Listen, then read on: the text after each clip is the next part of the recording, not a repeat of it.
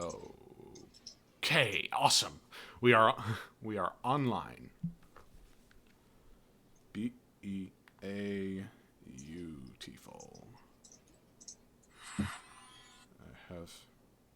I have now an email which states exactly.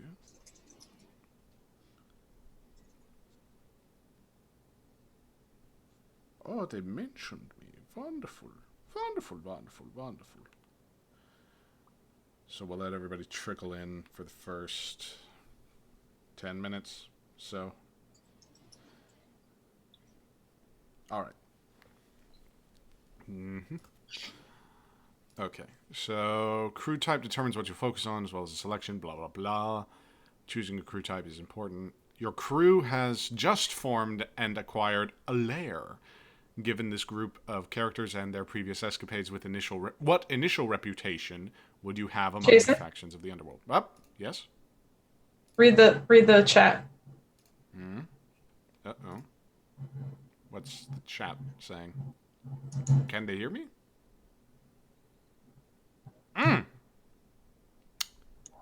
Give us a moment, everybody.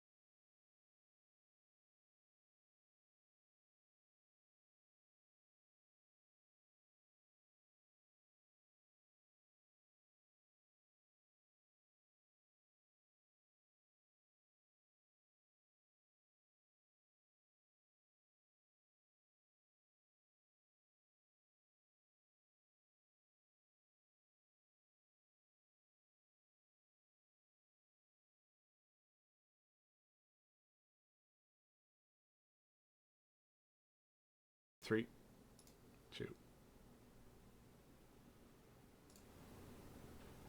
All right. Barring complication, we should be live. All right. Hello, everybody, and welcome to Upon a Lake of Diamonds, the Blades in the Dark campaign that I run here on the Greyhawk Channel. My name is Jason Cutrone, at JustJasonPlease on Twitter. I'm overjoyed to be here as the intricacies of the system reveal itself off-stream, and as we figure out and parse where exactly we're going to take this lovely little story. Last week we had a bit of a session 0 where we introduced all of the characters. This week we're going to crash them all together, get a good sense of what the crew is, where they are, and who they're actively trying to go against. And barring complication, figuring out what exactly our first score is going to be. Yes, it's a fun time here in Diamond Lake. If you're new to the Greyhawk Channel generally, hello, welcome. This is the Greyhawk Channel, a lovely group of folks that I've been called upon to be a part of for this season. Before we get to player introductions, just a couple of things to note at the top. First and foremost, obviously, we must give thanks to Patreon supporters and Twitch subscribers to the Greyhawk Channel. Your support is obviously appreciated, and it really does allow for all of the beautiful things that are going to be happening. I promised last week that Roll20 support that was going to be there. Didn't get around to it, but, it's a work in progress, and it would be impossible to do without your support. If you're already a patron, if you're already a Twitch subscriber, or you want to be a Twitch subscriber, it should be noted that this month, I remember, is September for Twitch, which makes it a little bit cheaper to get those subscriptions out there. If you are an Amazon Prime member, you can actually go ahead and chuck a Amazon Prime subscription, a Twitch Prime subscription, any content creator's way. But, if it happens to happen here, that'd be wonderful and marvelous. But yes, all thanks and praise to our Twitch subscribers and Patreon supporters, as well as Roll20 for supporting the Greyhawk Channel. Yes, all the games on the Greyhawk Channel are powered by Roll20, the world's leading virtual tabletop. And as we are officially supported, it's just a wonderful time to use the program. It's absolutely free. You can go check it out at roll20.net. If you haven't already heard of it, I'd be shocked and amazed. But if you have, just keep on keeping on, because it really is a pretty good program that is run by some pretty cool people. Yeah. You then have, as an official sponsor of the Greyhawk Channel, Heroic Maps. Yes, the official battle map sponsor of the Greyhawk Channel. You can actually check out their entire library of more than 300 maps on DriveThruRPG. You also have tabletoploot.com. Yes, indeed, the lovely polyhedral supplier that is Tabletop Loot actually has a coupon code if you enter in Greyhawk in the coupon code box right there at checkout. Whenever you order yourself some new shiny plastic gemstones, you can get 15% off your entire order. Yes, indeed. It's a lovely, lovely time. And it also lets them know that, hey, you were sent to them via us. Yes, that's how that works. I have a car driving right outside my window. It's a lovely, lovely sound to have, especially over audio. In addition, as I said at the top, hey, our Patreon supporters and Twitch subscribers actually also get coupon codes to ruinc.com and Cantrip Candles in the private section of our Discord, which, hey, by the way, Greyhawk Channel has a Discord. You want to hang out? You want to ask these lovely people questions? You want to ask me any questions? Well, you can figure that all out. I believe there is a link to the actual Discord server on the Twitch channel. If it is not there, follow the Greyhawk Channel over on Twitter, and yeah, somebody will be getting in touch with you very, very soon. Other than that, like I said at the top, this is a Blaze in the Dark campaign that I have brewed horrendously into the Greyhawk setting with nary a care or worry, which has certainly not come to bite me in the ass, as these wonderful people who I can now introduce will certainly attest. To my immediate side, we have the lovely honor of welcoming Jess. Yes, Jess, who are you? Where can we find you? How are you doing? And who you playing? Oh, hi. I'm Jess. You can find me at go_JG in most places. I'm playing chorus today, but that's only if she likes you, because it's actually the chorus which she'll sing upon the final setting of the suns. Get it right. And I'm playing a Zindiq, which is out of the additional playbook of the Blades in the Dark series, which Katie shared. Thank you, Katie. It's so good, and I love it so much. Basically just a shouty shouter fire sparker. Like it's one or the other. If you don't, one doesn't work, you do the other. So excited. Yay. Exactly. If it doesn't work the first time, burn it all down. Exactly. All right. Well, immediately below Jess, yes, we're going in a different order. Michael, who are you? How are you doing? Who you playing? How's your day been? I've been worried about you. How are you doing? Thank you. No, someone has to be. And it can't just be me all the damn time. Anyway, hi, my name is Michael. I am playing Sufyan, who is our lovable lurk.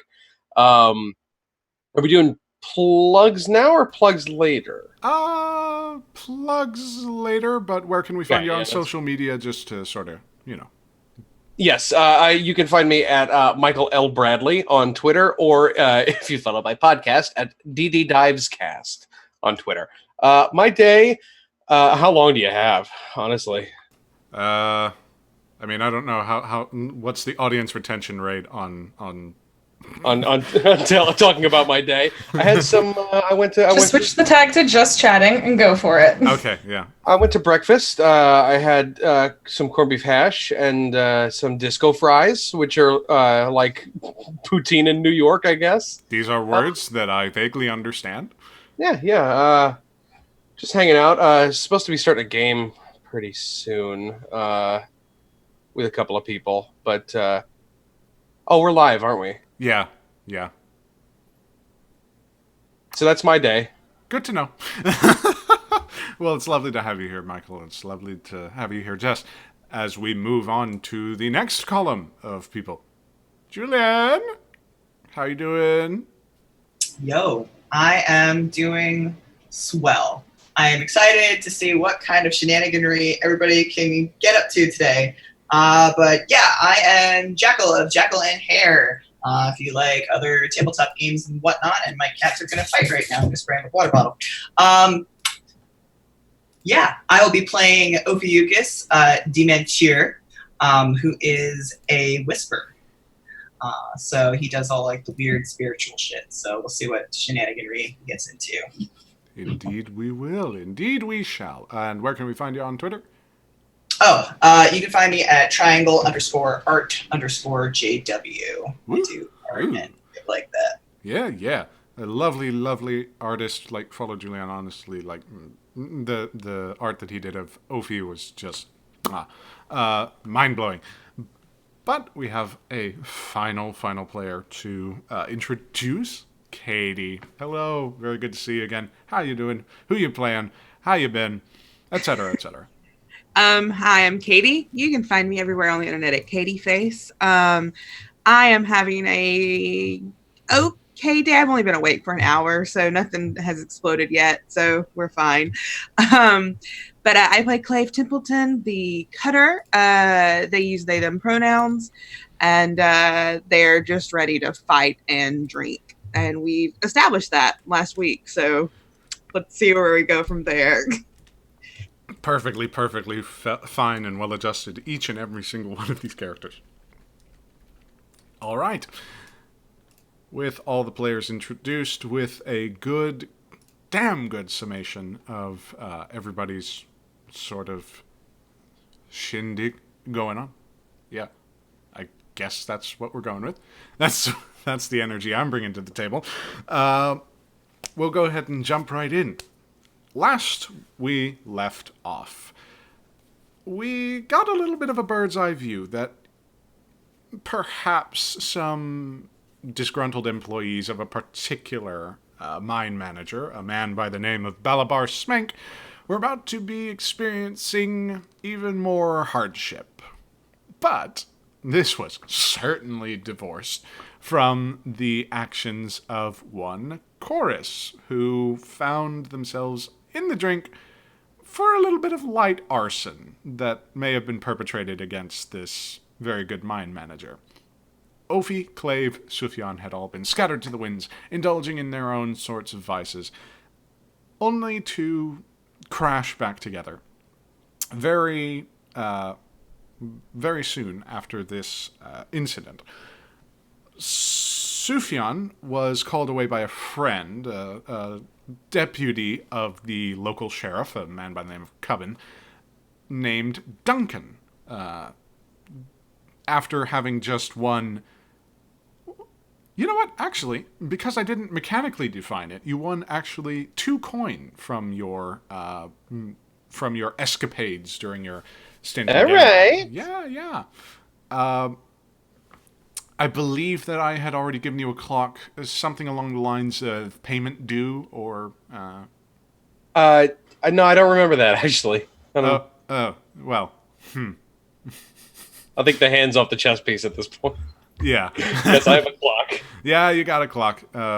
For any of you who don't know, Blades in the Dark is powered by the Apocalypse system. That's a little bit not wonky, but like a little bit interesting in the way that it handles, especially consequences, because some of them are on a set track.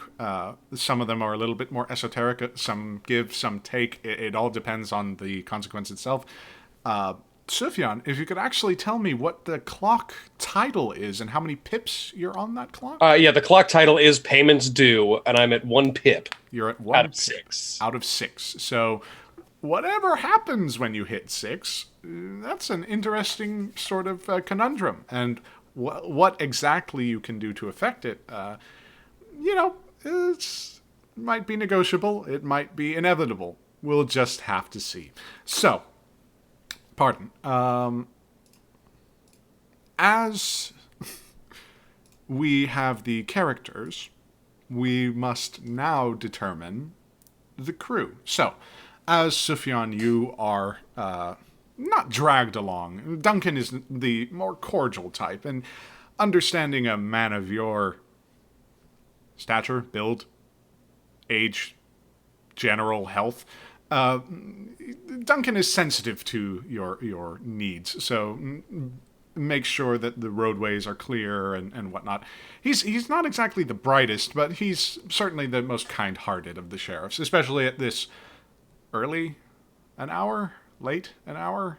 Time moves very strangely, especially here. Sufyan, you are carted away, as it were, with Duncan back to Sheriff Cubbin's station, which is situated right off of the vein, actually right close to the heart of the city, the heart being the square, the vein being the main road. It's situated on sort of the north town, like the edge of North Town, like the border between North Town and South Side, which it's not exactly...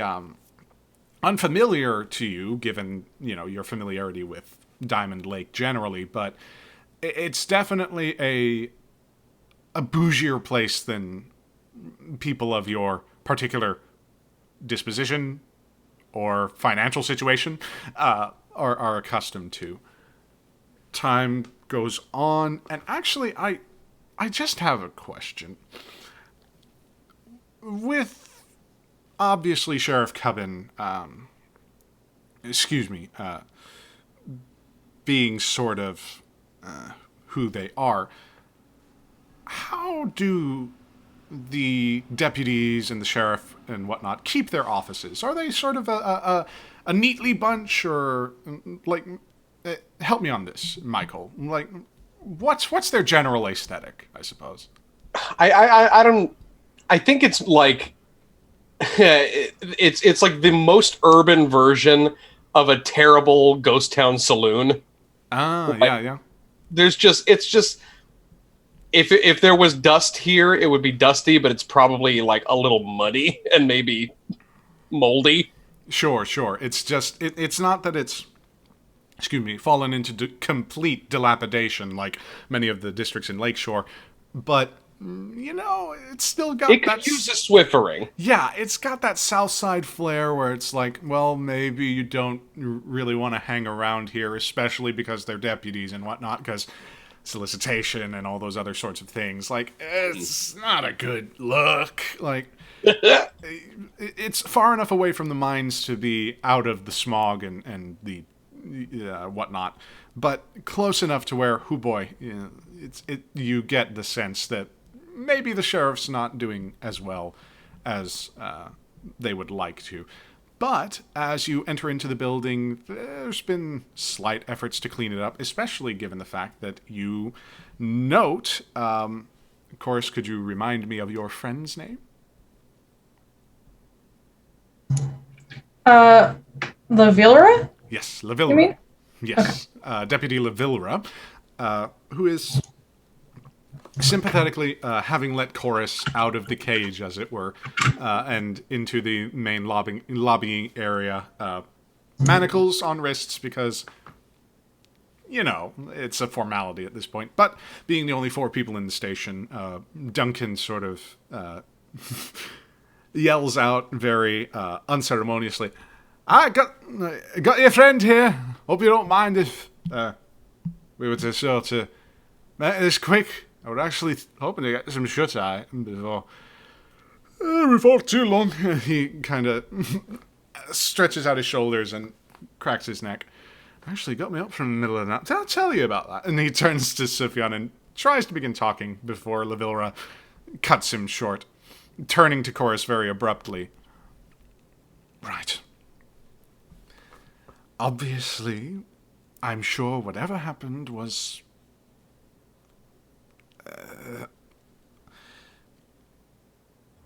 justified in some sense. She struggles to find the words. And therefore, no matter needs to be reported, Yeah, I agree. Just nothing that no one that didn't deserve it was harmed. So it's fine. So I think we're going to trot that out then. Yes, that seems like a very brilliant idea. Labilra immediately unclasps the manacles on your wrists and shoves them into a pocket that she doesn't really care about. Your possessions are returned to you, whatever possessions you were carrying at the time that you were setting things on fire. I'm assuming maybe a bit of flint and steel, but Sufyan, Chorus, not necessary. Very true, very true. I don't know whether to be terrified by that statement or reassured. But, Sufyan, you now have a Chorus in your possession. I will add that to my inventory. How much load is that? Hey, now, what are you trying to say here? All right. Obviously, having half of a crew is barely any crew, but as Ophi and Clave are, preoccupied? It's probably the kindest word. I would like everybody's assistance in establishing the crew that you are a part of. Now, in Blades of the Dark, which we didn't cover last week, so... In Blades of the Dark, in addition to creating characters, you create a crew.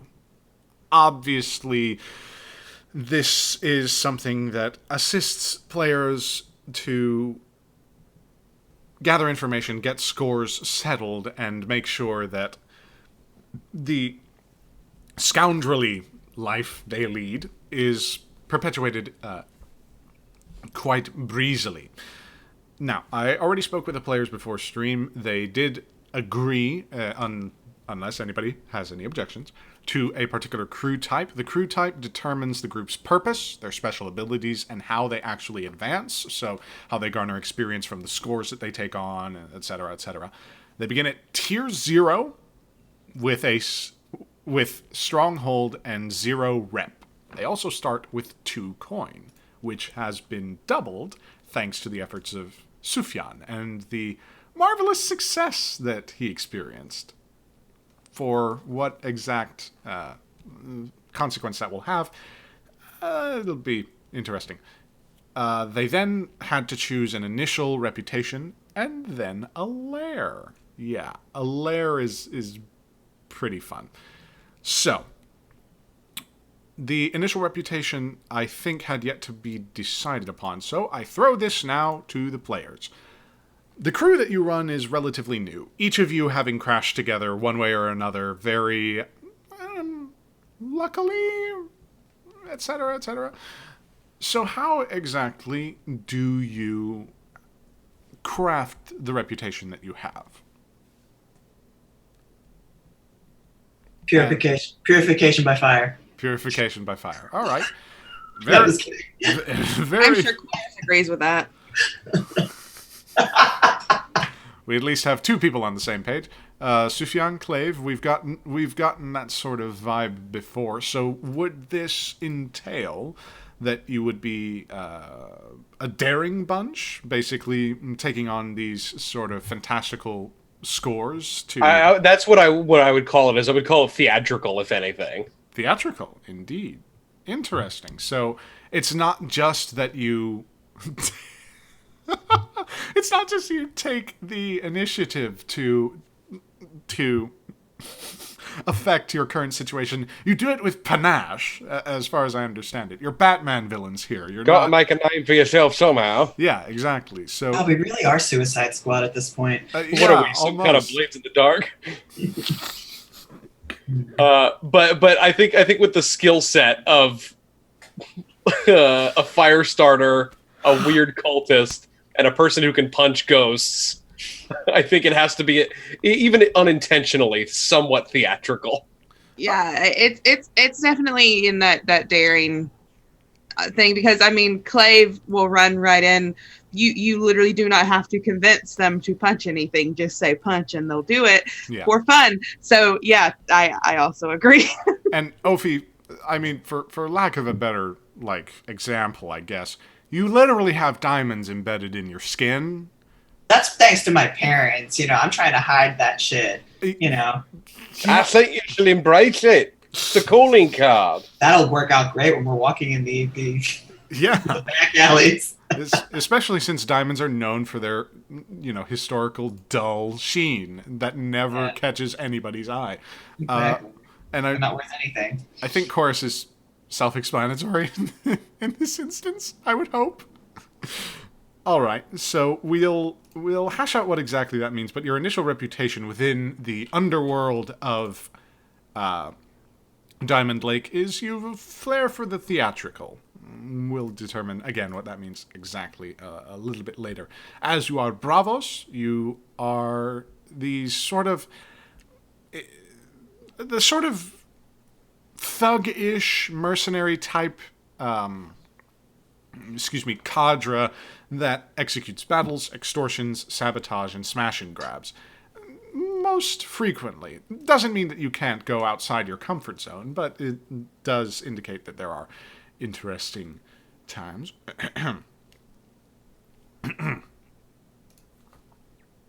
Beyond the initial reputation, you then have to consider a lair. Very fun time indeed for everybody. So, I would like to sort of hear your thoughts. Obviously, with a hold of 0, this is not some extravagant sort of thing. The examples that they give in the book are a half-sunken grotto, an abandoned watchtower, the unassuming back rooms of a merchant shop, a small abandoned house at the end of a dark lane, a rickety tin-roofed shack, and then in the book itself, because it's kind of fantasy industrial, they also have a junked rail car rusted in place on its old overgrown tracks. I will say that this could be, this could be modified to be an abandoned mining cart or mine shaft, because there are several within the area of Diamond Lake that just don't house any sort of notable life. I mean, to say that the ruthless nature of the managers is on display perpetually throughout the landscape, that's an understatement. They really have left a mark here. In addition to determining the lair, you also have to determine what are known as your hunting grounds. We'll get to that as soon as we figure out what roof y'all have over y'all's head. So, just talk to me for a couple minutes. Like, just shoot the shit. Tell me, what are you thinking? Where do y'all rest your head and sort of make sure that your forces go generally in one direction? Can I volunteer? You may volunteer. Just because I am of the noble background, which has to say that either of my parents has to have some amount of wealth, and therefore maybe things that they don't pay attention to or they have purchased and have been left to the wayside for my hobbies, and therefore my friends' hobbies. So, okay, yeah. Are you saying we have a bat cave under Wayne Manor? That would be cool. If it was like, no, I wouldn't put it on the property. I think that would be dangerous for us. You don't want anything to do with your parents. You just want to sort of like leech off their property. Well, exactly. Like he's a whisper, not a leech. That's true. Very true. Very true. Very true. So yeah, that could pretty much be like whatever. Like if there's something that you guys are like leaning towards, in terms of like aesthetics. Okay.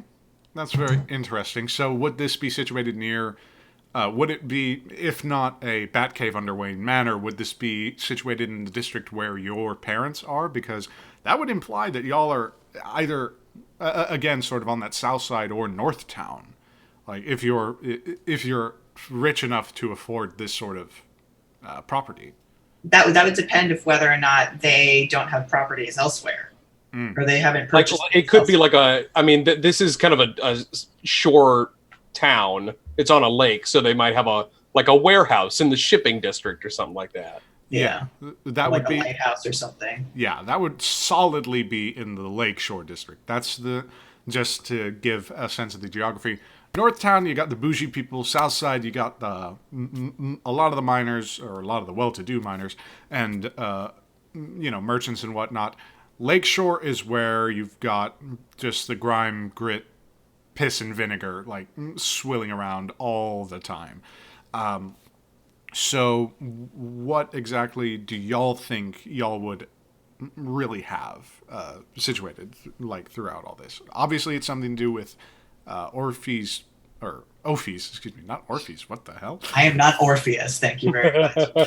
Sorry, I've been listening to Hadestown. Anyway. Yep. Obviously, Ophi's parents are somehow involved. Well, what's their business? Like, why are they involved? Are they, shipping and receiving, or? I was going to say, Mom is the magically inclined. Right. Why don't we say Dad is the one that's interested in import-export of goods? Okay. And I'm assuming this is totally legitimate, or is it totally legitimate? Totally legitimate, as in the family's been around for a while, and they have diamonds embedded into their skin.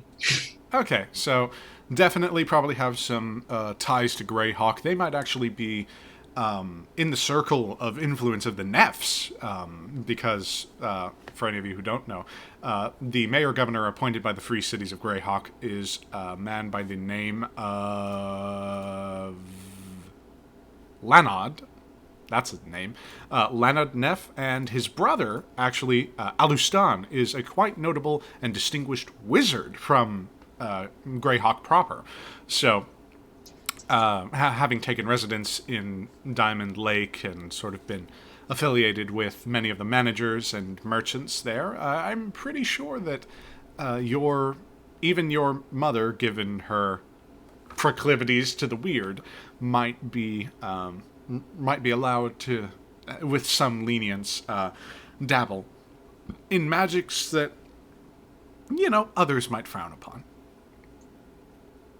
Sounds good to me. All right, and your father obviously handling the business of it. So Yep. Are we going with a warehouse? Are we going with a storeroom, a secret storeroom in some, situated off the heart? Like, what is everybody sort of feeling in terms of their lair? Or the lair of the crew, I should say. What I was thinking is, Ophi, if this is some sort of house or home for Ophi to live in, that his parents, sort of, or Ophi inherited from his parents because it sort of fell to the wayside. Maybe it looks like a nondescript, just regular house, but Ophi has, with this crew, sort of changed, maybe gutted it or some kind of thing, or there is There's it like a has secret wall that you slide. it has this facade of normality, just so Ophi doesn't stick out like a sore thumb, even though he has all of these interesting folks in this area coming and going. Interesting folks. That's a good way to put it. That's a good way to describe all of us. That perhaps, if someone unassuming came through, they wouldn't suspect anything. But there is like in the back or behind a secret wall or whatever have you. That's where sort of the hideout is.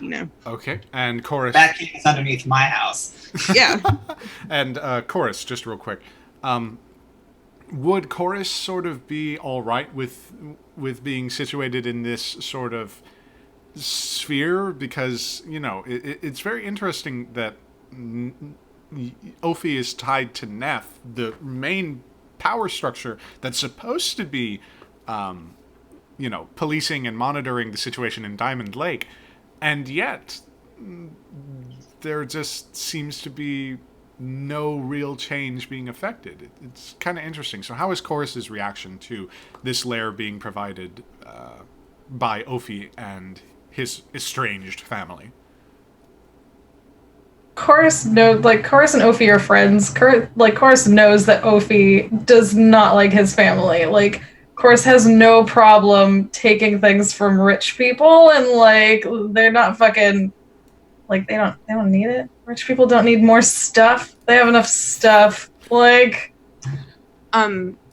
also something when we get further into making our crew, and we could do it. We could focus on it more then. But we, as the Bravos, we have 2 free upgrades that we get to pick as a group for our thing, and one of them is the lair. You can pick if we perhaps we want it hidden or separate quarters or a workshop, that we could as a group spend one of our upgrades on that, or spend both of them on secure or vault, something like that. But we do have 2 free upgrades if that's what we wanted to say now. To sort of get a feel of it. Upgrade, yeah. For now, I think the geography is good. I think if it's situated sort of, if you had to flip a coin, just everybody shout out, 1 vote per Lakeshore or Southside. I'm going to say Southside because Matthias said serpents are in Southside. Okay. And I'm the snake bearer, so... So, Ophi, all right. So that's... Yeah, I'm fine with that. 1 for Southside, yeah. 2 for Southside, 3 for Southside. Sorry, Chorus, we didn't get to ask you, but 3 out of 4 say Southside. No, I want to be in the north. Too bad. Find a different crew. This is bullshit. Sorry. You think this is a democracy? You've made a mistake, my friend. But no. So, situated in the south side, there is a warehouse sort of area where your parents used to, at least, keep pretty good track of what goods were going in, what goods were going out of Diamond Lake. I'll say that because it's 0, it's fallen to a bit of disrepair. It's not that every window is boarded, but it's certainly missing every pane of glass that was there. So definitely not the most bougie of spaces. After that, as your crew is brand new, and you have chosen... you must now choose, there it is, a small part of the districts as your hunting grounds, quote unquote. This is the area that you usually target for your scores, and you know it well. Your hunting grounds don't have to even be in the same district. The area is small, so it's not exactly the most concentrated, but it is connected. So, depending upon where you want to have your hunting grounds and sort of the general area, you can describe to me exactly, what you're thinking in terms of where you want to go and how often you want to go, and I will then tell you who that may affect, which will be interesting. So, where do y'all stake your claim? Like, obviously you're scattered to the winds. Like, most of you were either off the beaten path, off the vein. I believe, Ophi, we left you in Lakeshore with one of your friends, quote unquote, with Clave not too far away at the Feral Dog. So, where exactly would you like to call your hunting grounds? I'll say, for the purposes of brevity, the three districts, Northtown, Southside, and Lakeshore, each have three stratified areas of sort of like east, middle, west. So it's definitely a very concentrated area. So which of those spaces do you think would be the most preferable for y'all? I would like to say that as Obi being probably the most recent recruit into this crew, he would lean on whatever Chorus has been spitting to him for the past God knows how long. So wherever she would want to focus in on, he would probably agree with her. Okay, awesome. So, obviously, your calling, Chorus, would demand that you find avenues with which to affect the current, shall we say, political situation within Diamond Lake, one way or another. I mean, that's probably a fair summation, right? Oh, Sure, yeah. It's funny because like as soon as you said that, Julian, I'm like having a giggle yeah. because I'm feeling like Chorus should probably be just like Sufyan and Clay were both apparently not thinkers, they're hitters, and then like Chorus has thoughts, but she kind of just spews them out generally. So I think Ophi has to come in and like point us, maybe. Like I feel like I have this concern now. I'm like, I have concerns. There are several concerns which will need to be sort of explored as time goes on. Yeah, because I think Chorus will just disrupt anything she sees as a problem. So I think some direction is still needed. Well, I'm demon because of you. I'll say this: the heart of Diamond Lake. The heart of Diamond Lake is situated along the vein. That's basically where everybody is. So the people who claim that area may change at any point in time. That's the absolute center of Diamond Lake. That is literally, hey, its heart. To the side of it, to either side of it, you have your hideout, which could be situated in the same space as the sheriff, if you so desire, or, around there. It's a little hand-wavy. Or it could be situated on the other side, which is closer to Lakeshore, which is probably where Clave cut their teeth and kind of got a rip-roaring good time. That's within the south side. Lakeshore, hoo boy, it's all bad. You've got the boneyard, you've got the rotting docks of this place, you've got, lakefront properties that are just the worst. And then you have Northtown, which is, again, sort of affluence throughout. You've got, Tidwodes, the manager's residences, stuff like that. So where would y'all be hitting most consistently, do you think?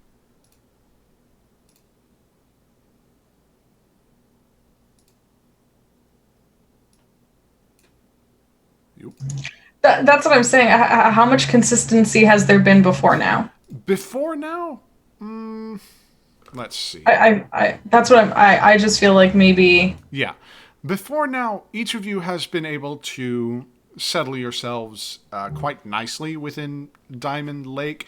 The most consistent areas to hit, quote unquote, are those of the most activity.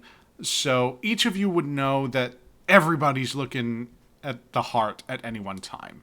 Everybody's got their hand in there at any one time. So it's the most connected place within the town.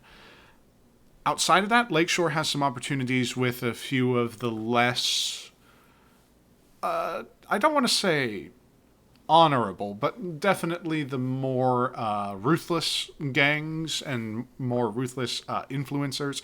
You have the Church of St. Cuthbert, who finds purchase there with their fiery rhetoric and whatnot. Northtown, that's the realm of intellectuals and,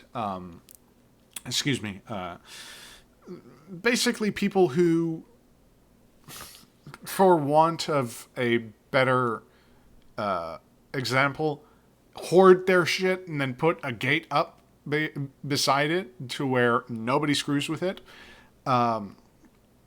Basically, think of it this way. It's like Silicon Valley versus the slums of LA. Like, and everything in between is what Southside is. So if you're looking for action at any one point, the heart is not an uncommon place to sort of conduct business.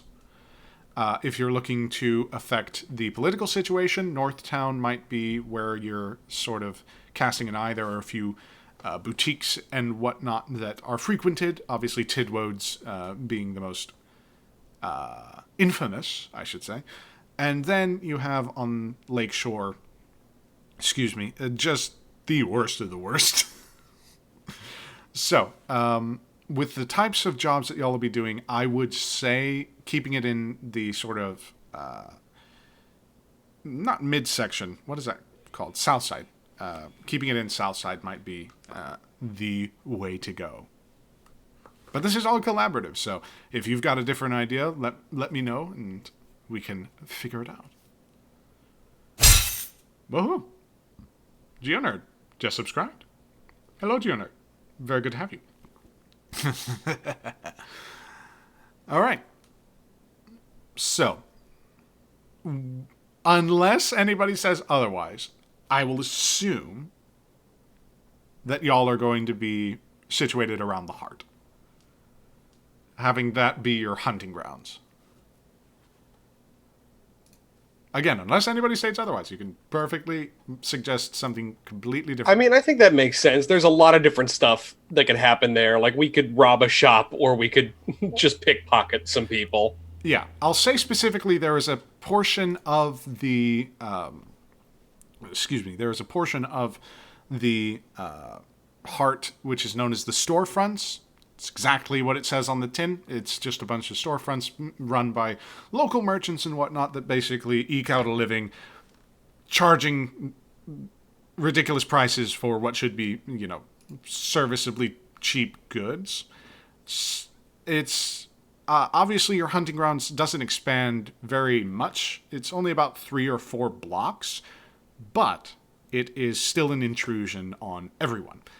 The entire city of Diamond Lake is divided among larger, stronger factions. So, as you claim, unless anybody has, objections, as you claim the storefronts, I have to inform you, unfortunately.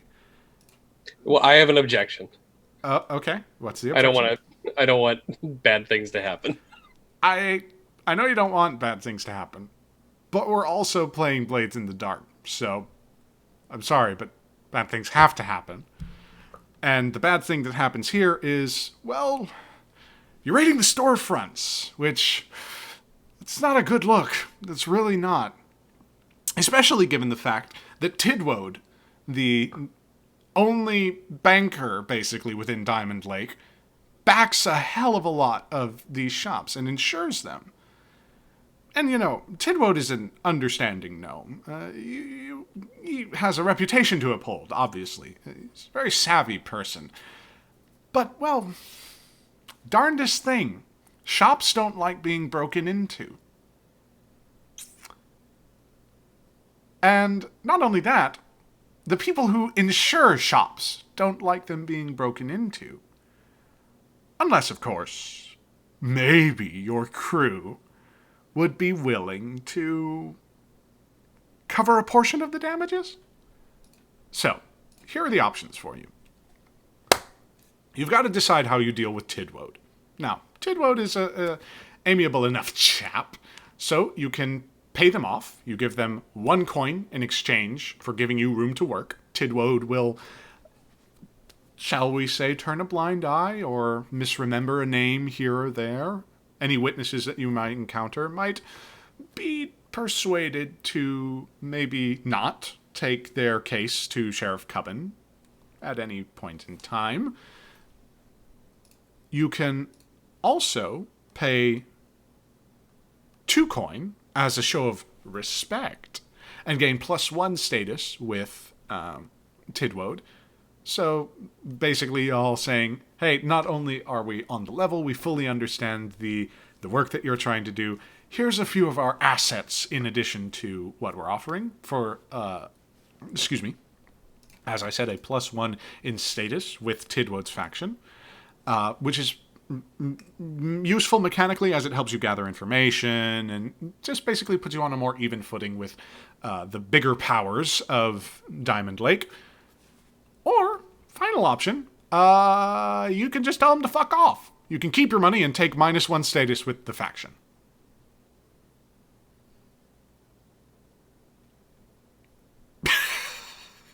Jess, that's a look. What's the option to kill him? I'm kidding. Not on the table. Are Not you yet. though? Are you really kidding? Well, none of the How- table this second, maybe. How good of a ghost juice would he make for Ophi? I don't know. You'd have to. I don't.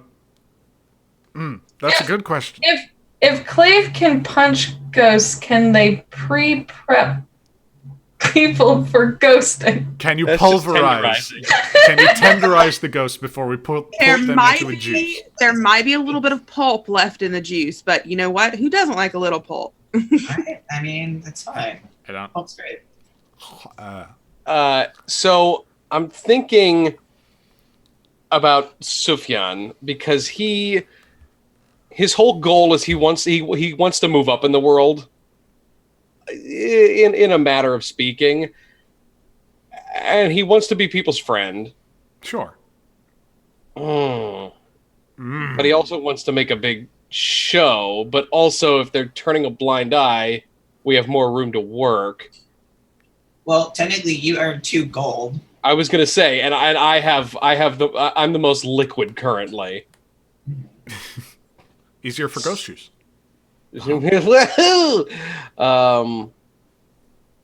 I would probably vote. Oh God, we're supposed to be bad people. Ugh. Yeah, you're Well, basically. I feel like paying off a banker to look the other way while we're doing bad things does still make us bad people. Yeah, none of these options make you good people. We could always betray him again later. Exactly. And then we juice him. we Just steal like in the his Dark money. Crystal. We steal his money first, and then we juice him. All right. Funny joke. This is all hypothetical, Jason. This isn't a plan or anything. Right. All right. Fine. Okay.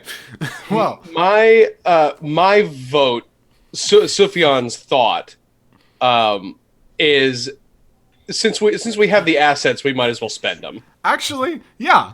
Flashback real quick. You are discussing as each of you are sort of having these internal discussions. You are discussing for the first time what exactly you're going to do with the Tidwode situation. You were handed a missive from a rather sheepish-looking gnome, a woman with curly brown locks that just sort of handed you the letter and then got out of your warehouse as soon as possible. And it basically described to you standards and practices that are sort of adhered to by Tidwode's business associates. One of which was the payment of perhaps a small tribute to ensure that business operations were unhindered and that investments were allowed to accrue at a rate that was acceptable for all parties. Basically saying, give me a coin and I won't think that you're absolute asshats. It's one of those thinly veiled threats that you get. So, in character, as each of you sits amidst the sort of warehouse, what are your thoughts towards this particular missive? I do have an out-of-character question first. Go ahead. So I got 2 coin from my exploits. We will say this was before you had the 2 coin take into effect. What do you mean? So this flashback, you established your crew before you had your winnings. So okay. So all you have right now to play with is 2 coin. You'll have 4 later, but you have 2 coin right now. Gotcha.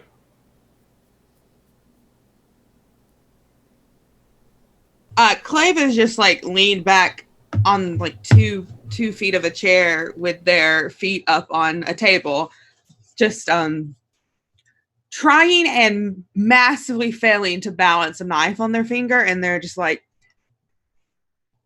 just putting this out there. I could hurt him, just an option. Don't know what everyone else wants to do, but I've never seen someone who hasn't happily agreed after, I just punched them a couple of times. I like that better than giving people with money more money. Because hard-earned money. Right, so don't need that. We got 2 votes for beating an old gnome. I don't think age has any effect on this. And a gnome is a gnome, Sufjan. I mean, a young or old beating works. I'm just letting you all know my. Ain't that technically punching below the belt for you? I mean, literally. Does he come up that far? Let's That's not a bit talk of a about cheap what shot. I do in my private times, Sufjan. Let's not talk about that. Fair enough. So we got 2 votes for beating a gnome. Ophiuchus, you got a thought? We're in our hideout now, right? Absolutely. God, I hope so. No, No, we're just at the fucking Starbucks. No, this was back in the day when y'all were first cutting your teeth on the streets of Diamond Lake. Like, you just got together and whatnot. You are in your hideout, like, ready to roll. Okay. Maybe it's like before like the hideout was like fully formed, so it's like in the actual Yes. like Still got the movers coming in and soundproofing. Yeah, pretty much. Yeah. I imagine Ophiuchus is kind of like sitting down on like one of like the derelict couches that were like left behind. It's like a billion years old, and he's kind of been like in a daze the entire time you guys have been kind of going back and forth. And when you finally say his name, he snaps too, and he's like, What are you all prattling about? All right, let's discuss the situation one more time. Yes or no, punch a gnome. No, well, there's a little bit of backstory before we get that far. So, Tidwode, you're familiar? Unfortunately. Exactly. Owns most of the garbage in the heart and would like to own a little bit more. Caveat is, if we pay him off, at least a little bit, show a good faith, he might leave us alone. What are your thoughts? For how long will he lead us alone? Ophiuchus brings up a good point. This sort of deal can't exactly be put in writing, so do we trust him? Wait. And kind of like he waves his hands and he kind of like leans forward and rubs one of his eyes. For those of you in the chat who don't know, Ophiuchus is terminally ill and he suffers from a disease that won't let him sleep. Yeah. So he's perpetually tired. Oh, yeah. Mood. why don't we do a combination of the two? Offer them money so that they stay quiet, and then with the caveat, if they don't stay quiet, then you punch them down. It's an interesting compromise. Little bit of sweet now, sour later. I could just give a little, just as a warning, just if he does talk, then this is what's coming in the future. And not only that, you could do punching, and then it would be really terrible if one of the storefronts burnt up. I also do like destruction of property. You are right, Ophi. And that way all of us are involved. Or at least all. Well, so what we're going to do, we're going to break open a storefront and put money in the fucking register. No. Just pick one of them. Pick one of the stores that he fancies. If we're giving him money now, I mean, we can consider it sort of and Clave looks at everyone. We're not going to stick to this deal, right? Like it's just for right now, for a little bit of protection, and then when we're much better off than Tidwell, we're just going to take it back, right? That's the impression I'm under. And that's what I was hoping. Well, I mean, plans can change. That's sure. That's fine. But for now, I think it'd be best we don't fucking talk about it in that sort of way. I imagine Ophi's eyes slide over to Clave, and he just kind of shrugs at them. Being like, we can talk about it later. I don't know. I definitely prefer talking about it now, because I don't like the part where we give them money, but I do like the part if we take the money back. All right, chorus. This is something I've been meaning to talk to you about. There's a little bit of a thing called delayed gratification. All right? You give a little now, make things a little bit happy, make them trust you. You get more later, one way or the other. But they deserve bad things to happen to them now. Well, think of it this way, Chorus. It's like an investment, but instead of investing in money, you're investing in their protection. Chorus, would it make you feel better if after we unfortunately gave Tidwell this money that I put on a mask and then beat him up and he doesn't know that it's us? That can be arranged. Well, now, hold on. We're talking timetables here. So you give him the money, and then 2 fucking days later, some big thug comes in, punches him to death. I'm not that. What do you think it was? Not us. Why? Maybe if you wear a mask and then wear shoulder pads, then he won't know who you are. All right. I am very quick, Sufjan, and no one even ever knows that it's me. Well, that's wonderful, but I'm talking about the timing is off. This is, What about 3 days later then? Here's the thing. I haven't been messing with new rituals. I could try to have a supernatural entity cause problems. That can't be linked back to us.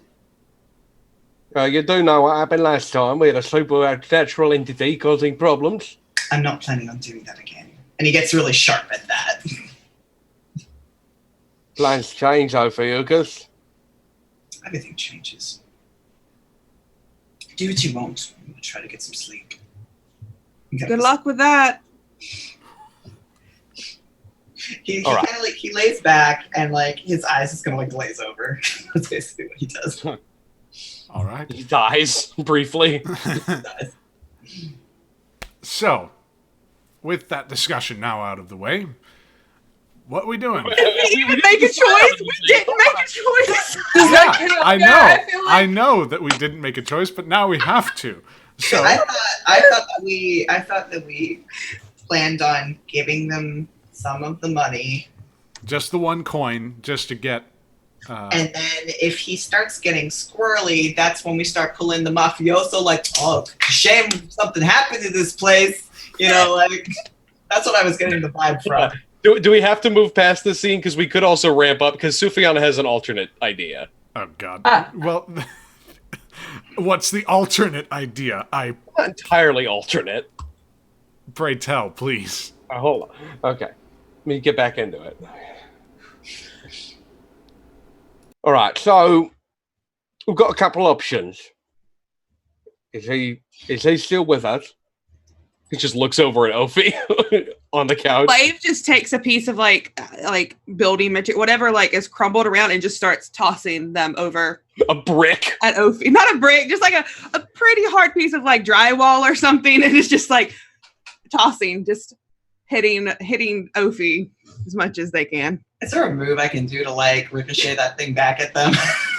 I mean, you've got actions. You can roll an action roll if you like. No, I'll say that one you do get the very good deflect back onto Clave. Mm-hmm. Yes, I'm awake.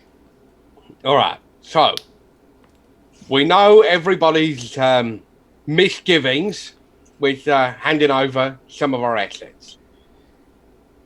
Personally, I think it's nice to have friends in high places, even if you don't intend on keeping them friends for that long. I propose, as a show of good faith, or rather a show of good faith, I give him a little bit more than he bargained for, a little bit more than he asked. That's the returns better for us in the future. We take a hit now, sure, but we'll get it back somehow. You better work to get it back. After all, I worked very hard for us to even get this. You gotta just... I thought your parents were rich and gave it to you. I'll convince them to give it to me. It's not like I actually live here. Doesn't seem like that much work, Ophi. Just be grateful for something. Kind of like folds his arms over his chest. And why are we giving them the only amount of coin that we have? Like I said, a show of a show. Okay, Sleepy. but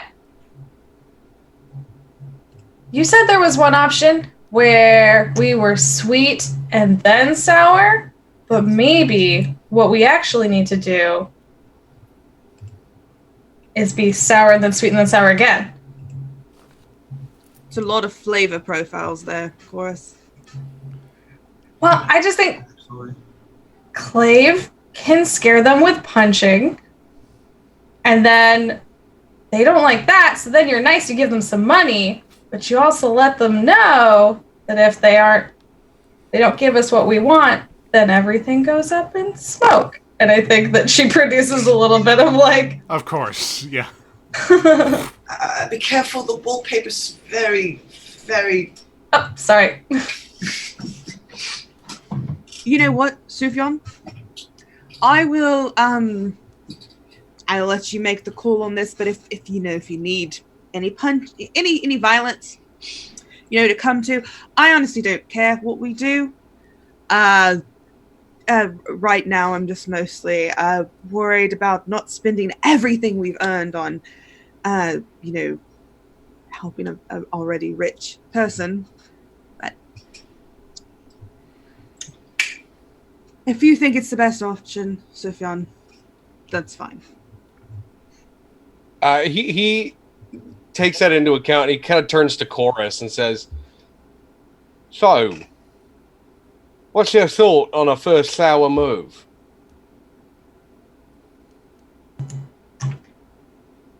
Well, I mean, Clave so generously offered. Could even just, maybe you're just threatening and not doing full punches yet? Clave, is that possible? Once I start, it's really hot. I can Have you start. tried I can start a fight. I could start like a riot. Very close. Very good at doing that. Oh, So maybe not maybe not full, it's more the threat of and then the offer seems more generous and we don't have to give them all of it. That's Here's a a good little. point. We let him know there's going to be a deal, but it's going to be on our terms. Yes. And or fire. Well, it'll come to that, I'm sure. all right. So how would you in addition to whatever you're going to be paying for this little thing with Tidwode, how are you going to be communicating that you are not ones to be trifled with? So I think we landed on 1 coin. Yeah, so 1 coin with just a stable nothing, you just pay and be done with it. But this secondary thing that you take on as characters, Clave and Chorus in particular, it sounds like one of you wants to assist the other in some sort of action. I just don't know what the action is. So what are you all thinking? Threat? Is there an action of threat of violence and or damage? I mean, there is a Preferably both. command is you can threaten people for sure. A command would probably be the check, and if you want, I believe assist grants a +1 dice. You take a stress to give someone an extra dice. Yeah. If you like to help someone. Because I'm thinking my first thought is get him into some sort of a precarious or dangerous situation, and then propose this deal. So it's you're here and we're being the nice ones, but we could just kill you. So I have an idea. We'll say that you pay the 1 coin now, but we'll say that your first score will be a show of power to Tidwode. Basically a reminder that even if you're the one in charge, that doesn't mean we're afraid of you. Does that sound like a good idea for everybody? Yeah. And here's the thing, if it don't work, Clave punches him, and hopefully turns him into a smoothie. And Cora sets the whole place on fire. See, there we go. We all go home happy. And then there's no evidence, and there's juice. Woof. It's a lot more to it than... Never mind. And scene. All right. So, in the creation of your crew, you were sent a little bit of a missive from Tidwode. You gave Tidwode 1 coin in exchange for giving you room to work. Your hunting grounds are useful for a particular type of criminal operation. The ones that are specifically associated with you are battles, extortion, sabotage, and smash and grabs. We'll get to those later. But for now, when you prepare to execute an operation of your... Oh, excuse me. You have to choose one of the operation types as your preference. Battles, extortion, sabotage, or smash and grabs. Lord almighty. The way that y'all described it, I'm leaning towards either extortions or smash and grabs. Yeah, I feel like it's a sort of straight shot between both of them. That's probably what we do the most of. Yeah. But which one do we do more of the most of? Yeah. I should describe. The favorite type of operations, battle is you defeat an enemy with overwhelming force. Extortion, you threaten violence unless you are paid off. Sabotage, you hurt an opponent by destroying something. Wouldn't know why Chorus would maybe be, involved in that. Or smash and grab, which is a fast and violent armed robbery. And remember, y'all are theatrical, so... Extortion seems to be the best bet right now, in my opinion. Threaten people until they pay you off, okay? Yeah, I don't know. I feel like extortion is the best mix of all of us. Okay, Ophi, what do you Because think? like you said, there's definitely some smashers in the group, and then there's some more... Like we have the means to follow through with our threats is the thing. Yeah. With enough research and time. Okay. Yeah, I don't know. Because I feel like... Yeah, I think extortion. Yeah. I figure that each of you comes up with a script, you construct it like a scene almost from a play. Ophi, is that sort of what you're feeling in terms of the crew's specialization? This is where I feel like my character can't participate very well because my character can't really do any of these things. So I think the most I could do is try to support everybody in this endeavor. See, you may say that. It may seem like that, but let me see where your specializations are again. For Monsieur de Mantour. Oh yeah, studying, tinkering, and whatnot, and especially when it comes to controlling ghost fields or, understanding these things. Tidwode is not some simple banker. Like, he is a banker of Diamond Lake, and the way that he constructs and insulates himself requires a mind that is unconventional. So with your tinkering checks, especially in terms of crafting devices which may facilitate your violence and whatnot, like that is solidly Ophiuchus's lot, and which is more the artifacts that you. I'm the tech guy. Yeah, exactly. Your Q, like you're basically making sure that what you give to each of your cohorts doesn't go wrong, or if it does go wrong, it at least goes wrong in the right direction. So, especially when it comes to, I believe it was extortion, that is now being chosen. As that is your chosen specialty, you get +1 dice to gather and to any gather information rolls, which are taken during downtime, and a free additional downtime activity to contribute to the operation, to specifically an extortion operation. This can help you discover more opportunities, acquire an asset that you might need for a job, find a formula that you may use to further your sort of arsenal, etc., find an appropriate client, and what have you. We'll get to acquiring turf and whatnot a little bit later. I also say that to sort of add to your point about Ophi's potential role in the extortion is like it's all about threat, and that we got a puncher and we've got literal fire, but if people are not afraid of that, there's nothing more existentially horrible than somebody who can sort of bend the horrible spirit plane, and it's like we can kill you, but also we will not let you rest after. Yeah, exactly. There's an extra sense of like, oh no, there is a problem here, like going on. So those elements, and especially since you've chosen your sort of reputation to be theatric, like Ophi is nothing if not a purveyor of panache. I fully believe that you will be able to sort of communicate your character in this crew, most especially. Now, you then, having sort of established what you're good at, which is sabotage, unless anybody has any objections. Or, no, excuse me, not sabotage, extortion. And again, unless anybody has any objections. I think it makes sense. I think the threats can be just as grand as, if we were, shooting our names into the wall with bullets. Yeah, exactly. Calling cards and whatnot. You then have to take a look at the special abilities for your crew and choose one.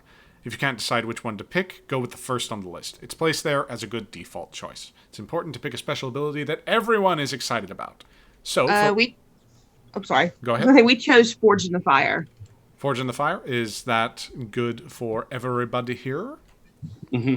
So we happened to be discussing it right before we started. Yeah, it fits all of our characters pretty well. Yeah, we all get a +1 dice to resistance rolls. All right. So we did that.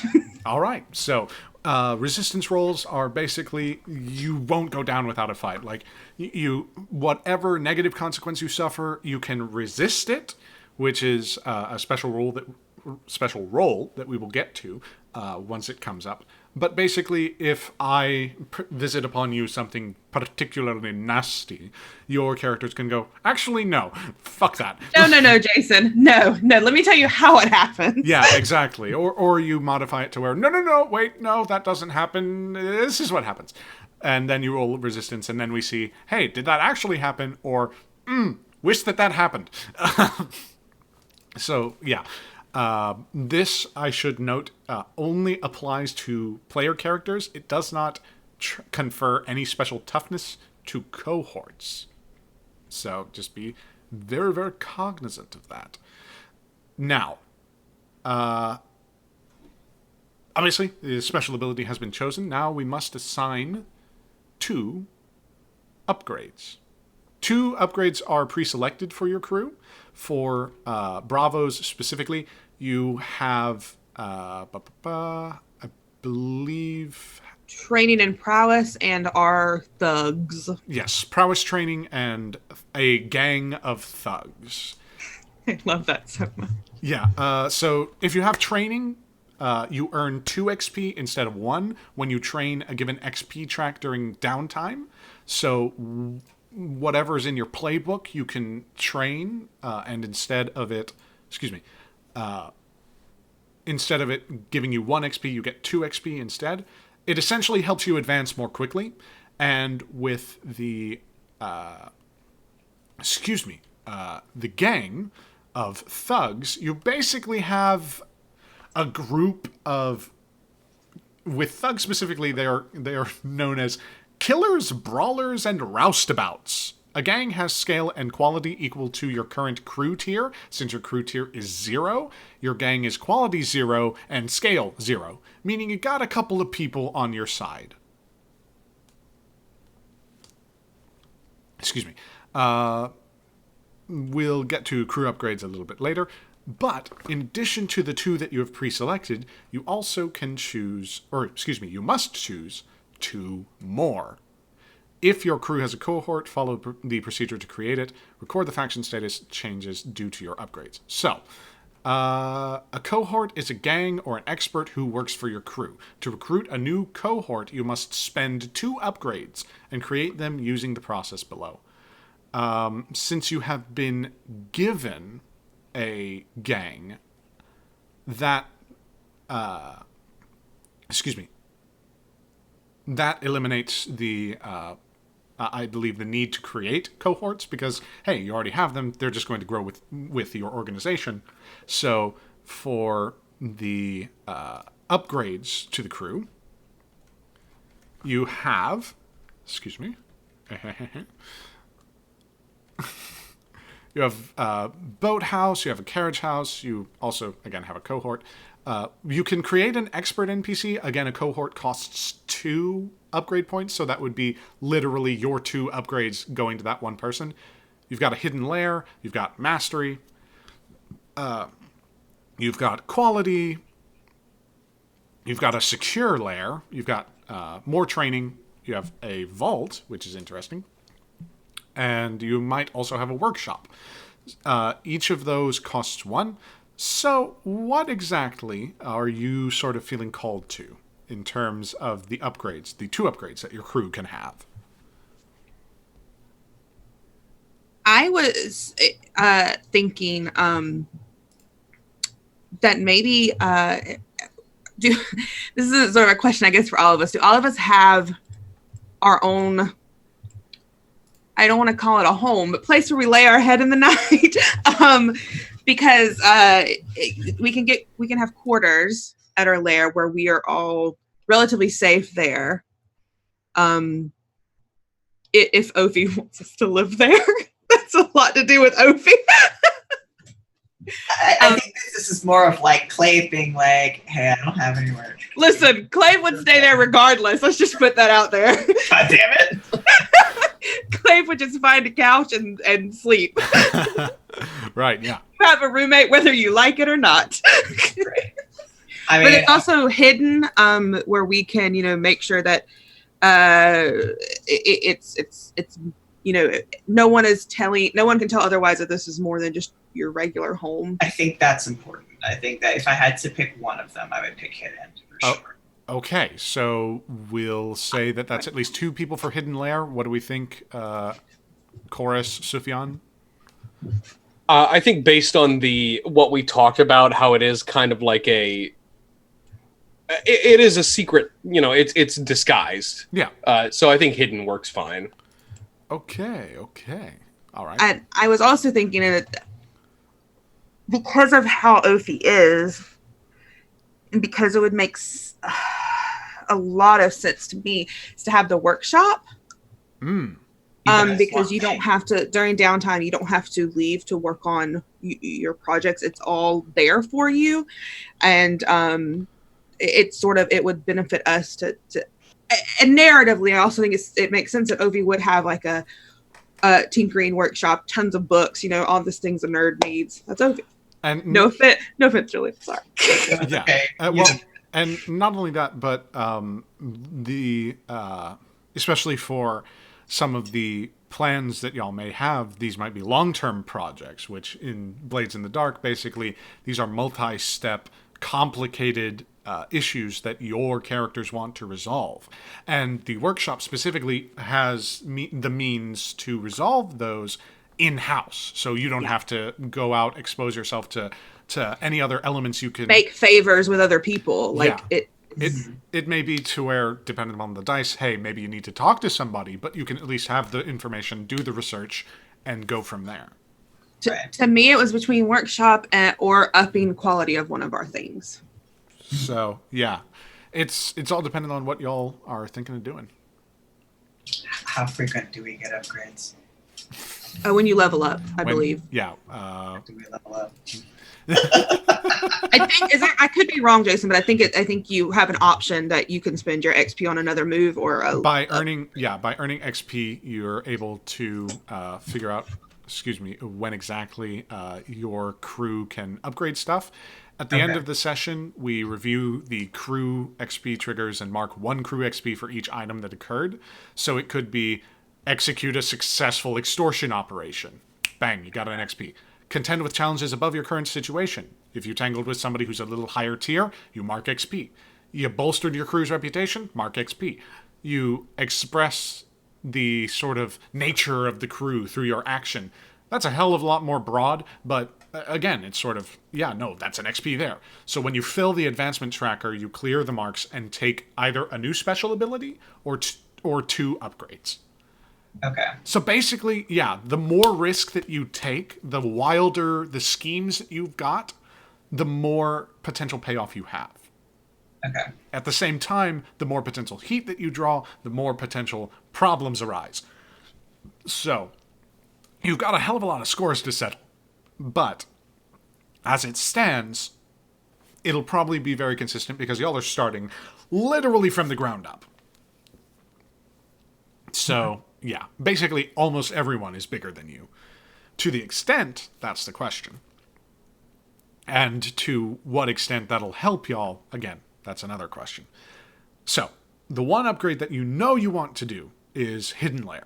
The second one is still being sort of finagled around, let's say for now, that it would be Workshop, unless somebody has, like, another one that catches their eye that maybe it's like, hey, what about this one right here? I'm a fan of Workshop. Okay. I feel like, honestly, that can sort of benefit all of us in the long run, too, because that means Ovi could maybe tinker with stuff to help us. That's what I was thinking it would be used for. Yeah.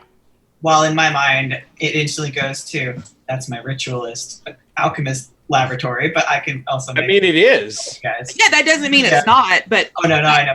But that's how the Whisper can use it to help to benefit everyone, I think. And it also, because I think you were talking, saying you didn't feel like you had like a way to help us. That right there is 100% a way for Ophi to be there.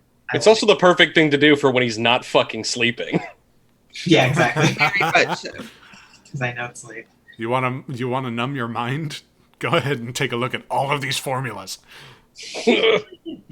All right, so Workshop and unless Jess, you've got any sort of commentary on it, then that'll be. No, I really like the Workshop. Hidden Lair and Workshop. So mark those down wherever you can. Can we get? Is it possible to get half a cohort? Or do you have to buy the whole thing in one go with 2 items? You have to buy the whole thing in one go. It's not like. Because think about it. If you could buy half a cohort, how can you buy half an expert? How can you buy, like, half of a crew, like a gang? Well, no, it's the top half. I'm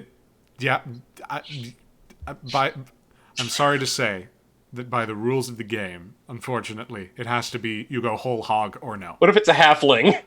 Oh, come on. Based on height, this is how you. I now it could see. be a half orc or a half elf. Does Sufjan just not like gnomes or halflings? I had no fucking problem. Clave was the one who's like, it's just a gnome. We could just All beat him gnomes up. the same. All right. Clave has no problem either. It's just Clave does not discriminate when it comes to using their fists. Equal Clave opportunity punches ass all. kicker. Exactly. Thank All right. you. All right. So, I have some bad news, everybody.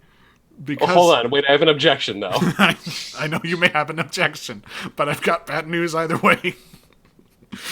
Oh boy.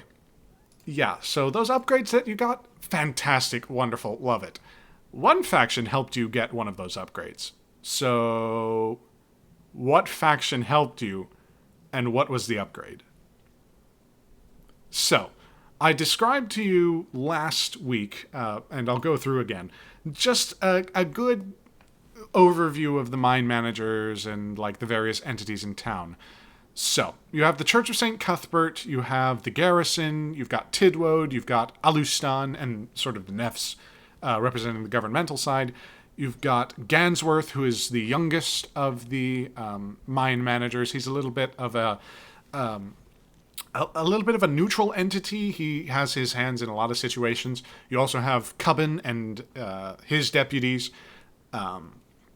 You then also have Dowerstone, which is like old money, like really hard-ass dwarf, like just not the most pleasant person to deal with. You then have Tilgast, who is kind of like Dowerstone. They've got sort of a buddy-buddy thing, but Tilgast and Luzanne, those are especially the ones that are staunchly against Smank. They're the ones that are just making sure that Diamond Lake doesn't go under. Whereas Balabar is sort of like the violent, like, venture capitalist, like buying up the cheapest goods at the best prices so that he can then turn a profit by doubling prices and basically just making the whole situation very, very bad for everybody involved. There's also Moon Meadow. Moon Meadow is the elf from Saloon, I believe, who's not exactly aloof, but definitely agnostic toward the goings-on of Diamond Lake at any one time. They just sort of allow things to happen because, well, it's human shit. Why would I care? Most of them are situated either in Southside or Northtown. You then, as I said, have the Church of St. Cuthbert, the Miners being an actual separate faction, and a couple of other entities, gangs as well, which you could pitch to me as if you so desire, in addition to the merchants. So who would help where and why is the basic question. Because one faction helped you. You can either take one status with them or spend one coin and get 2 status instead. Now, you spent the 1 coin on Tidwode. Nothing happened. Tidwode is just letting you do you. Who do you want to get on the good side of? I think it would make sense to get on the good side of someone who would help keep us hidden. Okay. To tie that into that upgrade, whoever that might be. Okay. That would have to be someone we really have to trust because they could fuck us over. Because they would know where our bat cave is. Yeah. Okay. So Unless it was people who procured the shit that we used to fill the workshop. But that is also an option, yeah. Hidden is really important, but yeah, you're totally right. We'd have to really trust these people. Well, I mean, but the problem is that the workshop is in the hidden portion of the thing, so I feel like hidden's going to get revealed no matter what from a narrative standpoint. So I mean, but just because it is hidden doesn't necessarily mean that they'll remember or that And we will be riding, at least for right now, on a +1 status with that faction. So we're on very good terms with them. It would make sense if we trust them. At this point, yeah, things could definitely change. Yeah. Which was the faction that had like the one chick that like murdered her husband or something like that? Died under mysterious circumstances, it should be noted. Oh, sorry, she juiced him. Mm-hmm. That would be the mine manager Luzanne Perrin. Luzanne is a savvier character. Definitely has a reputation for being sort of on the level at any one point. But there is that proclivity because Smenk has been relentless not only in pursuing her romantically, but also in pursuing her business quite ruthlessly. Luzanne is sort of like anything to get that fucker out of Diamond Lake. That's basically her sort of stance. So yeah, if there was a manager we could trust, it's probably her. Probably. Or not trust, but Work toward with. the payment. Work with. Exactly. So, Another thought that I had was the miners themselves, if we wanted to do like a people's uprising kind of thing. Yeah, I was gonna say either the miners or whatever equivalent like union rep, like like. Because that would be a good use of Chorus's skill. Sure. Is riling up the people. Okay, well, if you want to approach the miners, I mean, these are people who... Okay. Like, because my only comment, like, I'm cool to discuss and work with whatever, and I actually, of the miners, of the rich people, I agree that lady sounds like the best option. The least bad option. Not to mention, she sounds badass, so I like her automatically. Sure. I personally. Yeah. But, like, with, like, just putting it out there that, like, Chorus would definitely want to do something where the power comes from, like, the people or the number of people, not, like, one person in power. Because if they're already, like, very wealthy or very in power, then, like, Chorus is just not going to trust them and not going to want to help and or work with them. Mm. So, I don't know. Anything where the option, the faction is people. Sure. Or of a lower... Yeah.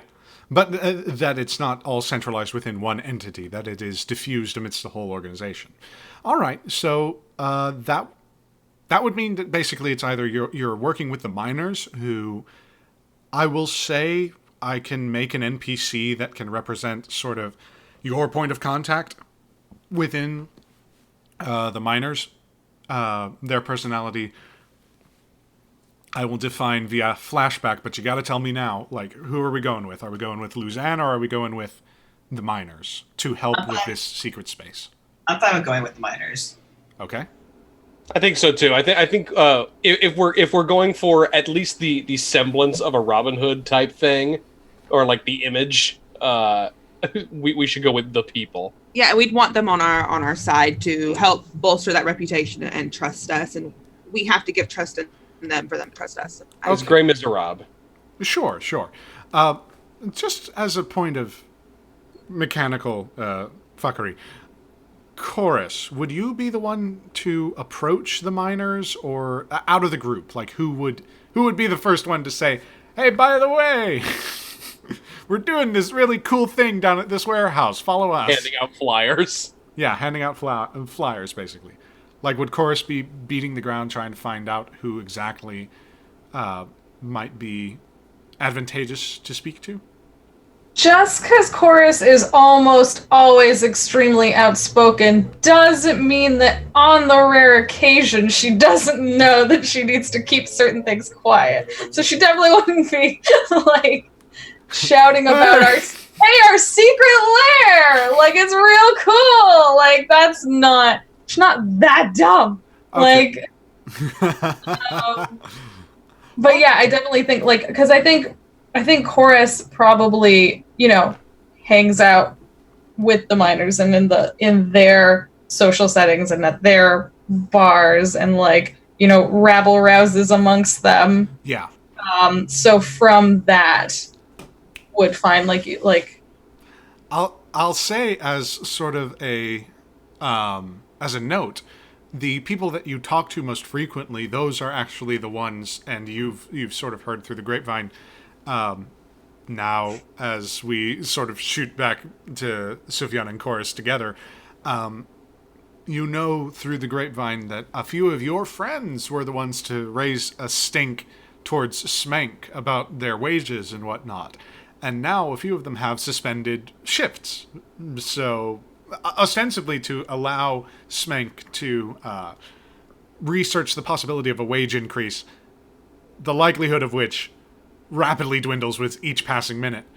So, yeah, I'll say that you found a core cadre with the miners, and as your force of personality sort of took over, they decided, hey, if ever you need a hole dug in the ground, or if ever you need to make sure that, something goes on and whatnot, we'll be more than happy to do it. Now, the question is, do you spend your last coin to increase your status by 2 instead of just the 1? That's a hell of a question. Can I this is going to sound like me being an asshole, but it's a legitimate question. Sure. Do the miners have a union? They have the I don't know what medieval equivalent of a union there would be, but I will say that there are persons within that organization who have a vested interest in ensuring the health and general safety of the miners.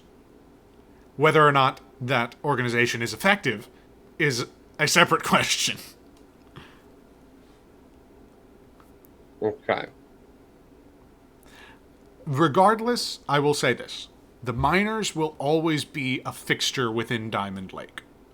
Just as there will be mine managers, there will be a need for people who are in the shit. So, if you're worried about the sustainability of them as a faction, it's almost assured, because it is not only so wide-reaching, but it is just, again, that sort of nature that's inherent to the town. So it's all in what y'all want. Do you want to spend the last coin, get in good with the miners, or are we scrimming and saving? This is hard because I know meta-wise in 2 days I'm going to get 2 more coins. Exactly.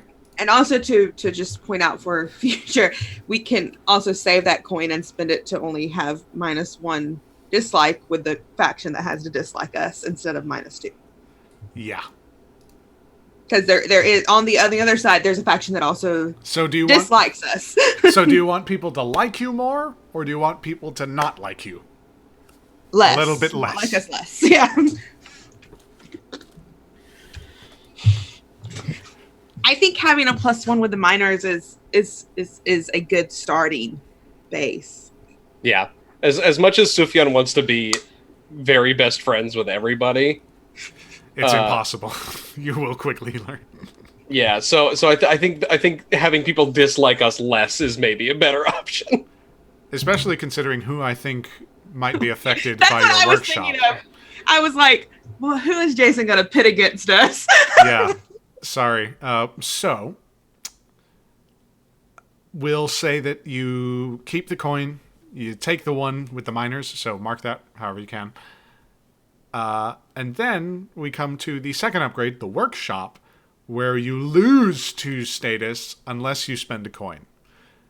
Now, the faction, Ovi, with your permission, I would think that the faction would be the Nefs, because your family is affiliated with the governmental side of Diamond Lake, like the proper governmental side, like not just Cubbin and his fucking sheriff, or his fucking deputies. No, like y'all are on the higher level of the Greyhawk, like elite. Right. So I would think that your designs, that the majority of material from your workshop would come from your mother's library. Like, wouldn't it? Yeah. Mm-hmm. And given that it is, so important, obviously. That I get what I need with what little time I have left. Yeah. The consequences might not have been thought through. Oh, no. So unfortunately, unless you would like to spend the coin, you will take... Hello, Thunder Bay. Very good to see you. New follower. Always appreciate it. You will now take I really wish there was another way to say it. You'll now take -2 status with your family. Or the Nefs, more stringently. The government of Diamond Lake. But the Nefs can very easily influence my family. Yes. I'm sure my parents are going to wonder where that coin came from. But I have my own job. Exactly. Yeah, I mean, I would be okay for that because I can see that being a real pain in the ass for future us. Yeah. But that's a problem for future you. Today you is good.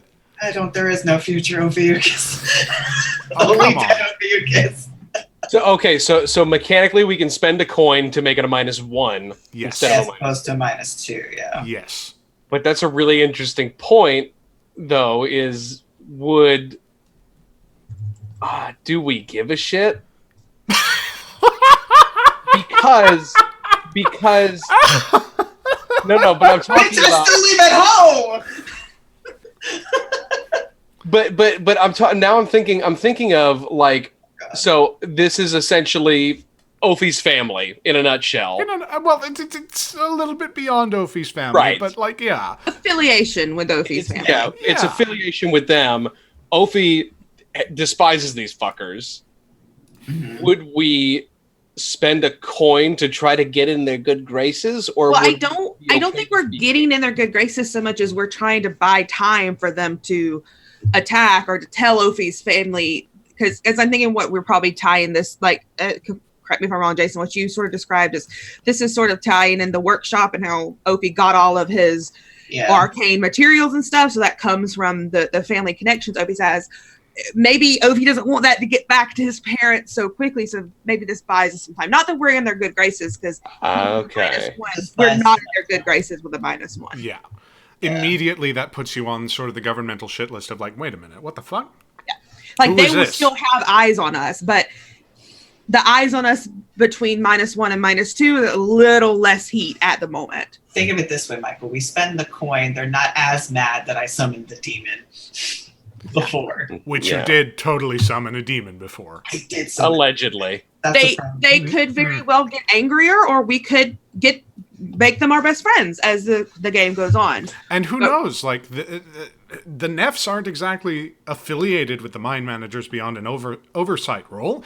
And, it's not that they're, like, complete assholes. Alustan has pretty good standing within the community, and Lenod is sort of a far off, like, it's sort of like knowing your local mayor rather than the governor who's like his cousin or something.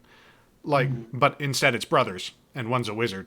We might have a good in with Alistan, though, because of Ophi and Chorus. Yeah, if you get that reputation with them up, because, I mean, if you say, hey, by the way, we're the ones that stole all of your friend's shit to build our illicit lab, that might not be the best point of introduction. But maybe the wizard thinks that's respectable, or You got gumption, kid. exactly. You got guts. You have what it takes to make it in this town. You have guts. I'll show you them. No. Yeah. All right. Clave just appears with a knife. Yeah. So So that that's would be my suggestion, but I'm totally valuable to whatever the party wants to do. I think it makes sense. So that I'm on your I'm with your suggestion here. Right. Yeah, I'm more than fine with spending to take a -1. Go ahead, course. I was just gonna say that narratively, Chorus would want to give the money to the miners, but when it comes down to like, if it's made clear to her that this is, relieving some tension for Ophi, Yeah. that would make her Yeah. feel like, okay, fine, Well, it's because like other. yeah, and I think that's kind of an interesting point where it's like, no, like, what we're trying to do is inspire uprising or otherwise throw off the shackles of these terrible mine managers. But in actuality, the way to get there is paved with avenues that you might not be personally comfortable with. You got to spend money to make money. I thought you were gonna say the path is paved with gold intentions. Oh, That's a way better line. The path is paved with gold intentions. Yeah. You got to spend money to make money, and this is a drop in the bucket for them. But it will shut them up long enough for us to get more and distribute it how we see fit. Just hate giving rich people more money. I know, but think of it like this. For them, this is, a trip to the barber or the stylist. Oh, this has to be a And yet, flashback. for the miners, it would mean so much. But Chorus, what about this? I'll just take you out on a night on the town. I'll punch some things. You can set some things on fire. It will get all of your stress out, and you won't have to. We can have a very, very fun conversation about what we do with the individual money we steal from the people you set on fire. Did you literally just turn this into a courting situation? That sounds so nice. I can't take a friend out for a night on the town, Ophi, without you thinking it's courting. Immediately behind. I mean. Immediately behind Offie is like this barrel-chested half-orc with a crate of like sensitive magic materials, just wondering like, "Excuse me, where's this supposed to go?" Down the 3 flights of stairs, avoid the 5th step or you'll fall to your death. 3 bloody flat. You hear this half-orc sort of grumble as they march down this probably like pushed into a wall, like it looks like it's a tool shed, but it's like barreling down like underground. Like this like tiny spiral. Yeah, like tiny spiral staircase, like, and you see just other people with like expensive like beakers and whatnot. And besides, that's a good point Ophi makes. You don't want the governor to know about all this fucking demon summoning horse shit we've got in our basement. A couple of the laborers actually stop and like look to this. Demons. You should probably not use the word demon summoning around people who don't know what we're doing. So Right, no, sorry, it's a colloquialism. It's bootlegging. I'll get you a bottle. I thought that was called travel around it. The less questions, the better. you see one of the laborers kind of push his friend down the flights of stairs. Make sure you count. Oh, Well, and actually, you know what, Ophi, that's a good idea. Do you know how to brew? Matter of speaking. Start a bootlegging business on the side. I'm not going to just... we can't just sell regular folks ghost juice, Sufjan. It's not made for everyone. I'm talking about fucking mead. You could infuse both the mead and the distilled. And like he just stares off into the distance. I knew where Ophi's mind would go. I was just trying to warn you, Sufjan. Hey, you know, whatever gets the juices flowing. Fucking pardon my phrasing, sorry. Again, a couple of laborers are like, "What the fuck are you talking?" Never mind. Just as this workshop is being constructed underground. Oh man, this is wonderful. Yeah. In any case, yes, chorus. It's a little bit of a payoff, sure. You know, it's money what could be used for better purposes, absolutely. But We haven't even worked out the benefits for our workers yet. But that's all going to come in time. This is what needs to happen now. We got them on our side. They know we're helping them. And eventually, I'm talking soon enough, you know, we'll get him a better water cooler. Chorus, darling. Things change, especially on a grand scale, like you want, like all of us want, right? A change to everyone. It takes time and it takes effort, and sometimes certain people have to make sacrifices. But in the end, we will all come out on top, especially the people you worry about the most. We will make sure they are at the very tippy top. Right, Sufjan?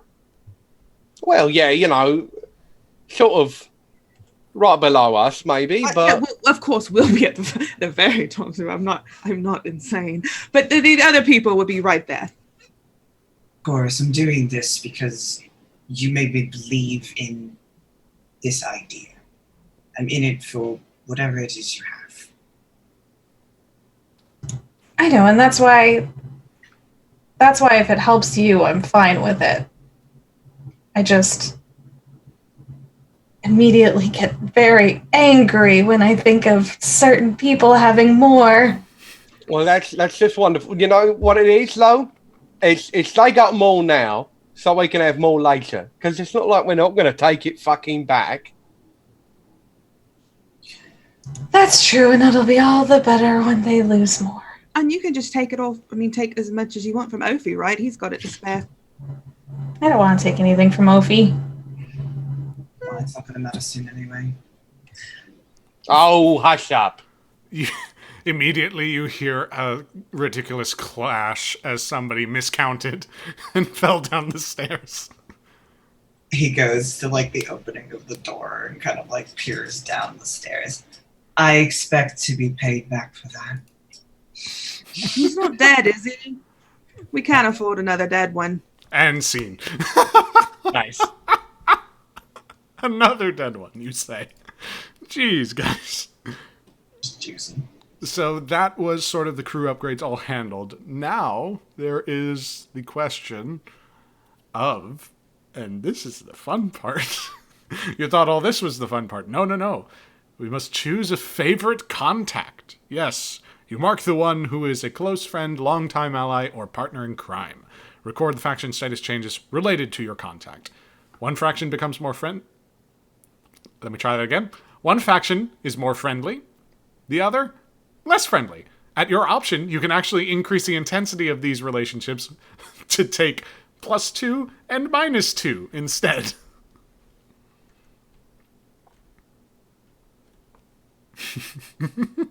So does it, and Jason, I don't know, does it have to be from the faction we're close to, or can it be anyone? It can be any faction you so desire.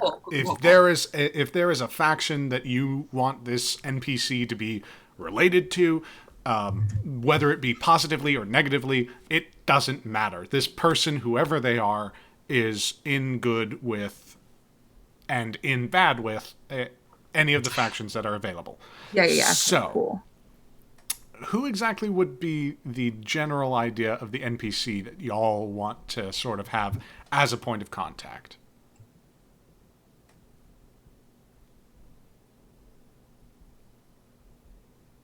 I'm looking at the list that we have currently to see if any of those are even remotely okay. Yeah, you've got pit fighters, you've got A doctor. members of the City Watch, a doctor, a blacksmith, a ward boss.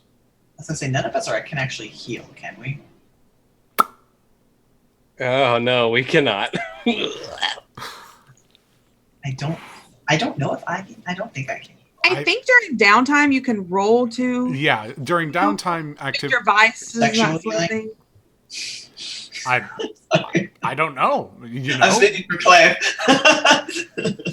I mean, I get this feeling. Okay. So yeah. Okay. It's an interesting little conundrum. I kind of want to look at the context for the other groups. The other contacts are people like deal brokers, vicious noblemen, bounty hunters, merchant lords, etc., etc. What the fuck's a spirit warden? I think for chorus's sake, we should try to avoid having another rich person be our friend right this second. Yeah, exactly. Because there's on the list. There's the ward boss. We're kind of already getting that from the like from the miners union rep. Yeah. I do like the idea of a doctor or someone. I'm very much leaning toward it being someone who isn't affiliated with either the rich folk or who is or the miners who's sort of a free agent who wouldn't have a problem helping someone, people who are breaking the law or people who are good to the law. Just someone who takes care of themselves, Sure. There are a lot of sort of sub-entities that we can create.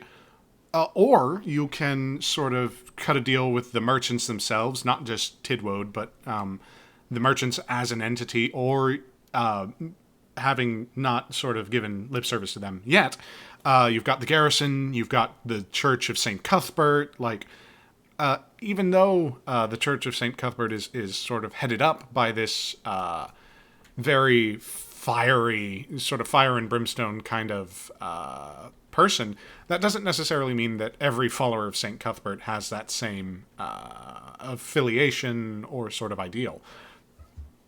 I mean, I definitely like the idea of like a doctor, because I think that's kind of it's totally like every scene in a movie where like the shootout goes bad and they're in the back of a vet and Call getting the bullets doctor. taken out of them.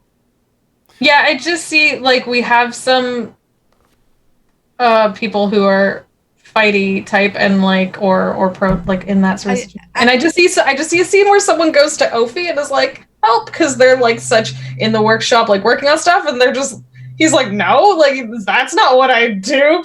I take things apart, not put them back together. Yeah. I think it makes sense to be like a cleric from St. Cuthbert's for sure. That'd be kind of cool because like Hot priest.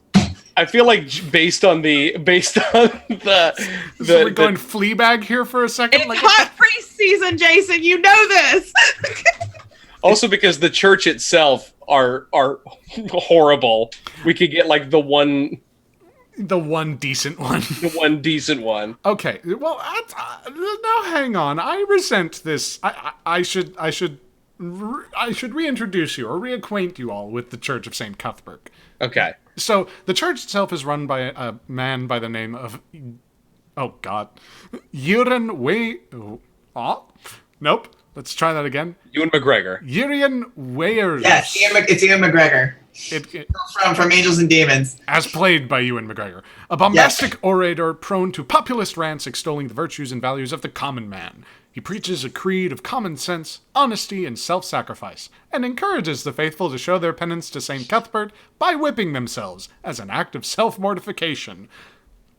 The mine managers, government, and other religions, and I cannot stress this enough, all see Wyrus as a menace. Wyrus leaves the day-to-day operations of his temples to the acolytes, including Heimnizir, who is specifically mentioned in the player's guide. Spellcasting and healing potions are available at half price for those who follow St. Cuthbert and regularly attend the services. 3 sermons are given each week, all of which are well attended. So, I cannot stress this enough. I think if you choose anybody from the Church of St. Cuthbert, you're gonna have to go with +2 and -2. Because there will be some people who really like this guy, and some people who really don't like this guy. Just because of his boss. Not because of them themselves, but yeah. Like, I mean, that dude's description sounds fine until that last little bit, and then it gets good again when it says that all the rich people hate him. Like, that's great! Like, that's all good I stuff! literally zoned out when you were talking about the bad stuff. Oh, yeah. Okay, All Julian cares about right now is the opportunity to smooch a priest. That's all that Julian cares Ewan about. McGregor. like, well, hold on. That's the Pope type. He's the hyper priest who wants you to whip yourself. Yeah. We can't be friends with him. Well, you can be friends with his underlings. That's the thing. Yeah. Chamberlain, Ian McGregor. Yeah. And the underlings probably dislike his methods as much as other people do. So it's just, you know. Sure. What if it's just a janitor at the temple who it's like Goodwill Hunting. He happens to be really good at priesting, but he failed his test or something. I don't think that's how There's the a sermon faith of up on St. the Cuthbert blackboard works. that nobody can figure out how to complete, and the janitor goes, "Oh well, it's body of Christ given to thee." He goes, "How did you know?" Also, who's Christ? Because Exactly. this That's is why it's so Greyhawk. good. All right. So, okay. I will say this. If you choose the hot priest from the Church of St. Cuthbert, I will, again, I cannot stress this enough. You will have to choose the +2 and the -2 option. That's a problem for future us. Who cares? Yeah. Go for it. Fuck those guys. Fuck those guys. Okay. So, +2 and -2. I also like this idea that eventually Chorus is going to be like, I tried to tell you. I told you so. This is a bad idea. All right. So, who's the +2 going towards? Like, who likes this less fiery cleric of St. Cuthbert? Nobody hop up all at once. Would the regular folk like? The miners would definitely appreciate somebody who's not into the whipping, but definitely into, like, self-sufficiency and honesty and all that. This is going to relate to the two factions we already have contacts with, or it's different? Anybody living now. Yeah. So, as a reminder, the managers are usually, considered separate entities. Luzanne and Tilgast are one. Dowerstone is a separate one. You've got the sheriff and his offices. You've got the higher-ups, the Nefs, as I said before. Smank, you've got Gansworth, who's like... Okay. Gansworth is sort of like...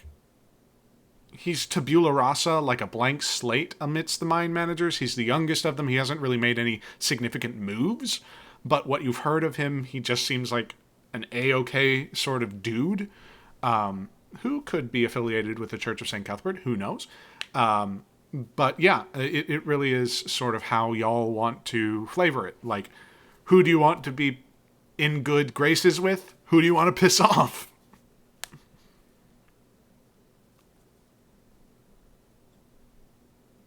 This is hard. Would we think that being in good graces with not the miners specifically, but the managers of the miners, because they're a separate entity, would perhaps help the miners in a way? Depends on the jobs you take. If your jobs help out certain managers, certain miners might benefit. If you take on jobs that hurt certain managers, the miners might be hurt. A rift, yeah. Yeah.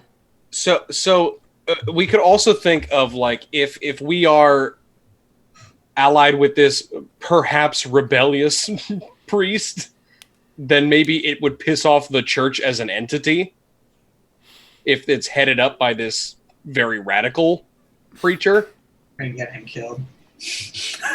That makes sense. I could definitely see that being a my phone is ringing. A -2 for the church, for sure. I could see that. Oh, so if that's what you're talking about, Michael. That's what I'm talking about. Yeah, just as a possibility. Like, I'm just throwing spaghetti at the wall at this point. I don't know who we would want to piss off and who we would want necessarily to be super with. Because it would also give that contact a threat. It would, like, what are they getting from meeting with us if we're, if these people are going to hate them for helping us? Fair.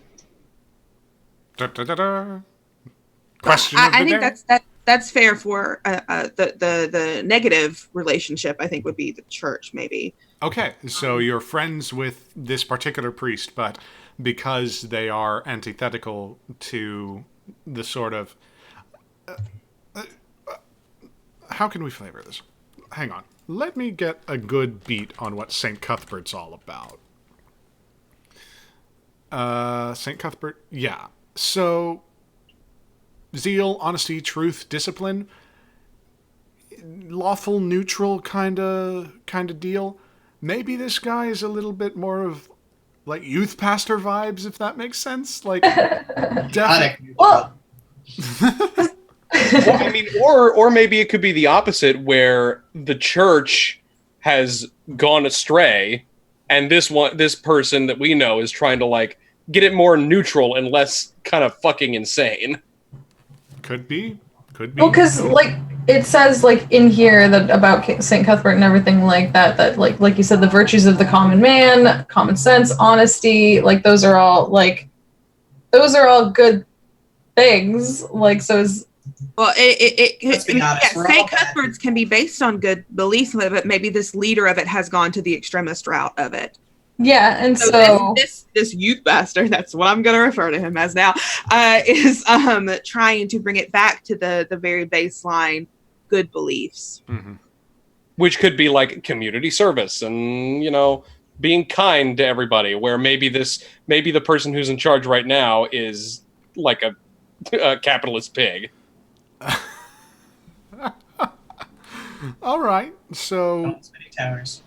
Again, just thoughts of how it could go. the way that we could flavor this, and this would introduce a new faction into the city, where basically there is a corrupted version led by Wyrus, and then there is a subversion of the Church of St. Cuthbert, where the virtues of the common man and whatnot are still being preached, but Wyrus is adding on these elements of flagellation and severe punishment.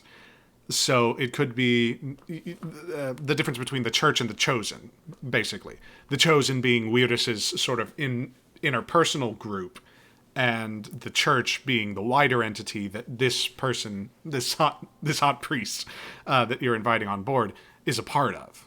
I'm getting very serious Chilling Adventures of Sabrina vibes, and I'm loving it. Pretty I much. like it a lot. I like that the hot priest is like trying to bring back the tenets of St. Cuthbert's and the way they should be, but then you've got this person in power, and power corrupts, so it's become a little corrupted in the way that they're turning their eye. The person in charge is like turning their eye to the true sins that they shouldn't be. Yeah.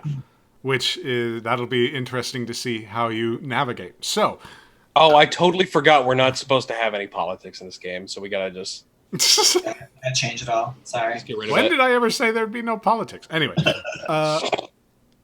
so we'll say this. With the selection of this particular entity, we will now split one of the major factions in twain, basically. So the Church of St. Cuthbert no longer, it is no longer. It is now the Chosen of St. Cuthbert, which is Wyrus's camp, which you now are at -2 status with being affiliated with this person. And then we will say so it's the Chosen versus, let's say, the Revivalists. Yeah, that seems like something good. So the Revivalists are part of St. Cuthbert's order. Like they are all part of the church equally. It's just that the Chosen are the current ones that are in power and sort of drawing the people into the pews. Only because Wyrus is this very fiery orator, like can get asses in seats and really hammer home exactly the tenets of St. Cuthbert, modified by these, like, it's sort of like if the Pope were to give a sermon, but like from for an audience from the 1650s. Like, that's sort of the kind of weirdness that's going to be going on. So, yeah, that'll be interesting to navigate. And as we have done this, you are at -2 status with the Chosen, because they perceive you to be heretical or otherwise influenced by doctrines which are false. Hooray. And you are at +2 with the with the Revivalists, who sort of see y'all as like, okay, you're trying to do something in the community that bolsters transparency, etc., etc. You're doing it in a way that we don't necessarily publicly agree with, but yeah, here's one of our best, hottest priests. Go ahead. Yeah, go ahead. So this +2 -2 thing, it could be for any faction. Yes. So we've taken the -2 with the entity that is currently known as the church, as everybody sees it. Yes. Does that mean that we have to have the +2 with the opposite? That means you have to. It's 1-to-1. It is either you get a +1 and a -1, or you get a +2 and a -2. No. I mean, because we are at a -2 with the chosen, right. you have to have the +2. You don't have to, but you're gonna, like, help me see, like, who would who would you be in better Well, with? that's just what I'm asking, is because I know that this was like a thought that a couple, like I had, or a couple of us had. Sure. So I don't want to rope the whole group into this unless we want to, masquerade as this kind of holy thing. Holy Crusade, yeah. So I don't know if that's our deal. Okay, so we definitely know that the Church of St. Cuthbert, as it formerly stood, you're at -2 reputation with. We can say that these factions are within the Church, and they may split given the actions of a few. So you're at -2 with the Church of St. Cuthbert because of who you've aligned with. So who would you all, I suppose, want the +2 to be with? I still say with the miners. Okay, so even strengthening that even further. Right. Would that make it a +3? Yeah, that would. It's cumulative. Oof. I mean, I think as much as we can be with the people is probably the best. So unless there is another the people faction, it seems like the miners are kind of the big one. Well, yeah, because these are the people, at least, that you can gather together to serve the interests of the workers, regardless of who manages them. I'm definitely fine with that too. Okay. But, yeah. Okay. And, of course, you would be sort of okay with working with this other religious entity?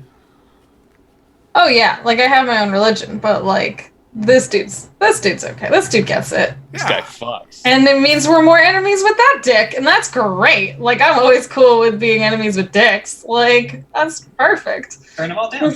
All right. Because I think with the flavor of like this, kind of new this renaissance in the church, that this sort of Protestantism that is coming into it. If that's like a for the people kind of movement, I think that would totally justify giving another +2 to the miners. Okay, perfect.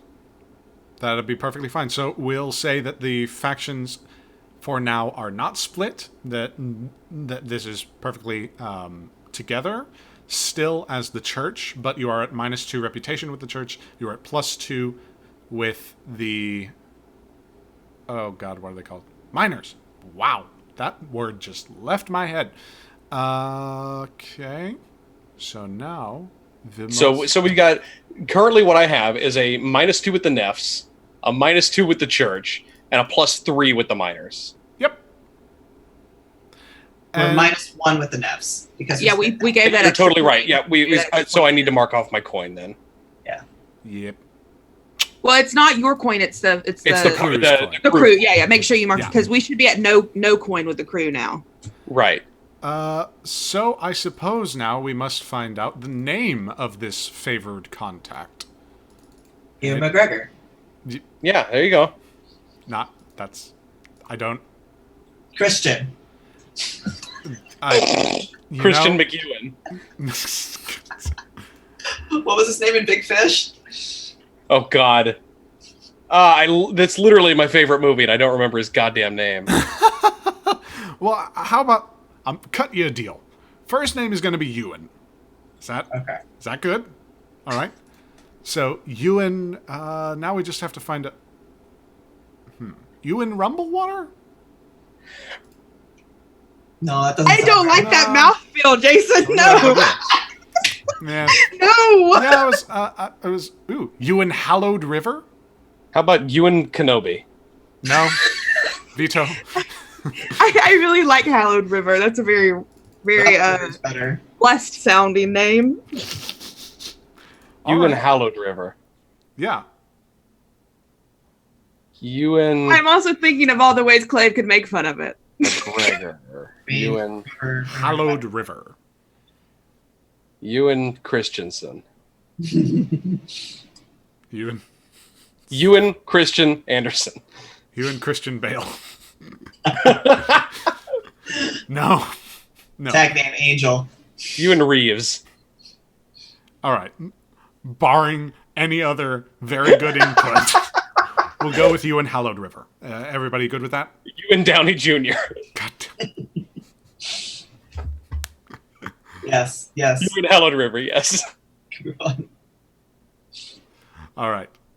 Well, as that has been decided, and as we're going to head into just a little bit of a break, we will finally get to see what y'all are like together and get the setup to the next score handled. All right. I'm going to take a short break, 5 minutes, 10 minutes tops, and then we'll be right back, ladies and gentlemen. Thank you so much for tuning in. Thank you so much for the subscriptions and follows. We'll see you very, very soon. Adios.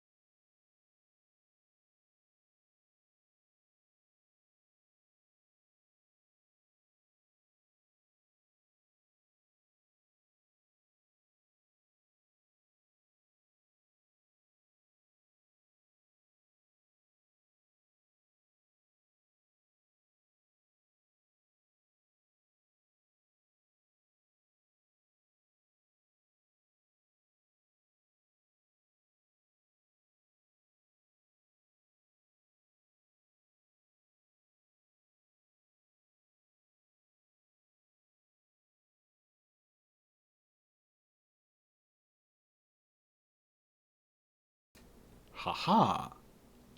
All right. Hello, everybody. Good to have you back. Gonna wrap up the last few minutes of this session with a little bit more roleplay. Next week, we'll get into the actual thick of the system, which will be oh so spectacular. But for now, we say hello again to Chorus and Sufjan. Chorus, you have just been released. Lavilra and Duncan have left you to your own devices and kicked you out because you can't just have people sort of milling about the lobby of the department. You are now on the streets of Diamond Lake. Given that you are apart from the vein, it's a little more quiet, a little bit more seedy, and definitely a lot more cold, especially as a chill wind sweeps through the streets. Even on a night that is ostensibly autumnal in nature, the bitter cold of winter sort of seeps into your bones. Just that little bit. Chorus, Sufjan, you are left to your own devices.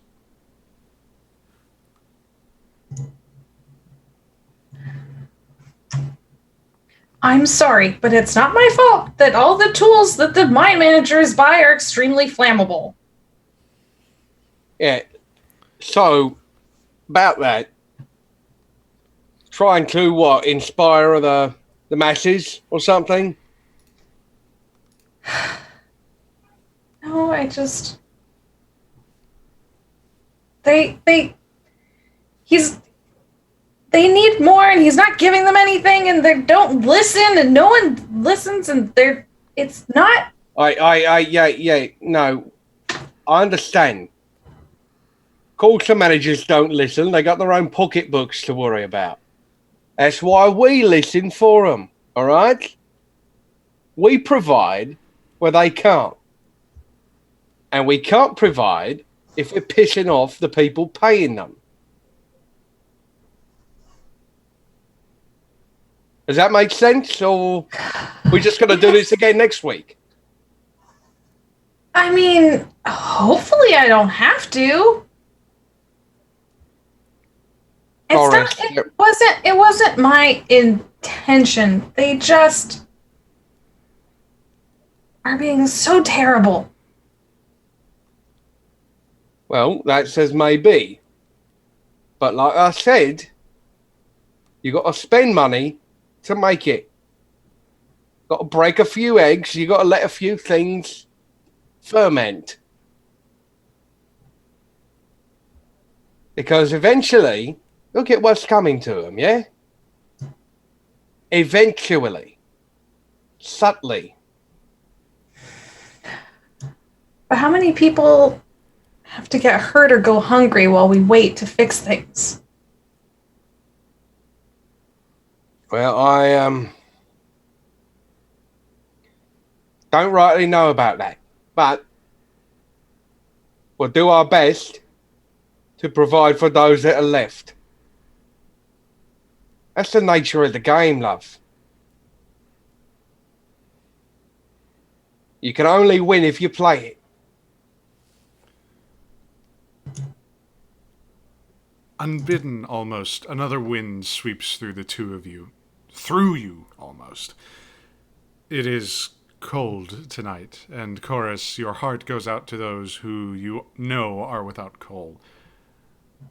Most likely on Lakeshore, who, even through the pollution and through the... through the waste that has been dumped into it, still freezes over on occasion, especially on nights like tonight. In the brisk air, a figure emerges from an alleyway. One of your cohorts. Thugs is such a word, but at any rate, one of your gang has sort of stumbled out of the alleyway, face hidden with a mask that bears the symbol of... that bears on one cheek the symbol of Triskelion, I believe. The name of your god, Chorus.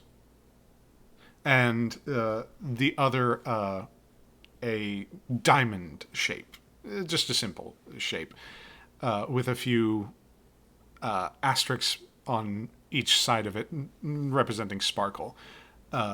They speak in sort of hushed tones and inform you that you have a visitor, that Ewan has made himself available to you with information concerning something of interest to you. The person that stands before you is,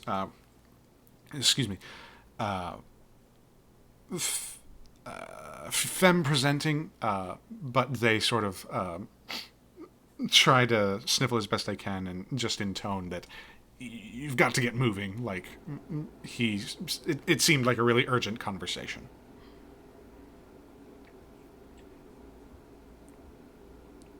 All right. Well, is he back home then? Hi. All right. Get move on. Myself. But hold on. And he'll reach into his pocket and whatever coins he's got, whatever small bits of coin he can spare. He's like, get yourself somewhere warm, yeah. Where'd you get this? Almost amazed, this thug kind of twirls the coin around, and it is only now that you note it's legal tender, perfectly fine, but there's a mark on it, as if a solid inch, or not inch, a solid centimeter has been shaved on one particular segment of it. It holds no significance other than the fact that it seems to be marked in that manner. Makes a mental note of that, but still lets them take it. Well, they take it nonetheless and run to get somewhere warm. The hideout awaits. We're here for the people. I know. Sometimes it feels like things move too slow. Well, speaking of moving slow, let's get a fucking move on. Again, the bitter wind accompanies you as you make your way from one edge of the south side to another. Across the beating heart, it now beats more slowly as the city begins to finally sleep in around 3 a.m. Ophi, you've labored for much time with your friend. Remind me of their name? Their name is Rustorn. Rustorn, yes, indeed. And unfortunately, it has been quite fruitless. It's really been a consolidation of information rather than any progress on any of the long-term projects that you've been meaning to find a solution to. That being said, there is a knock at the door.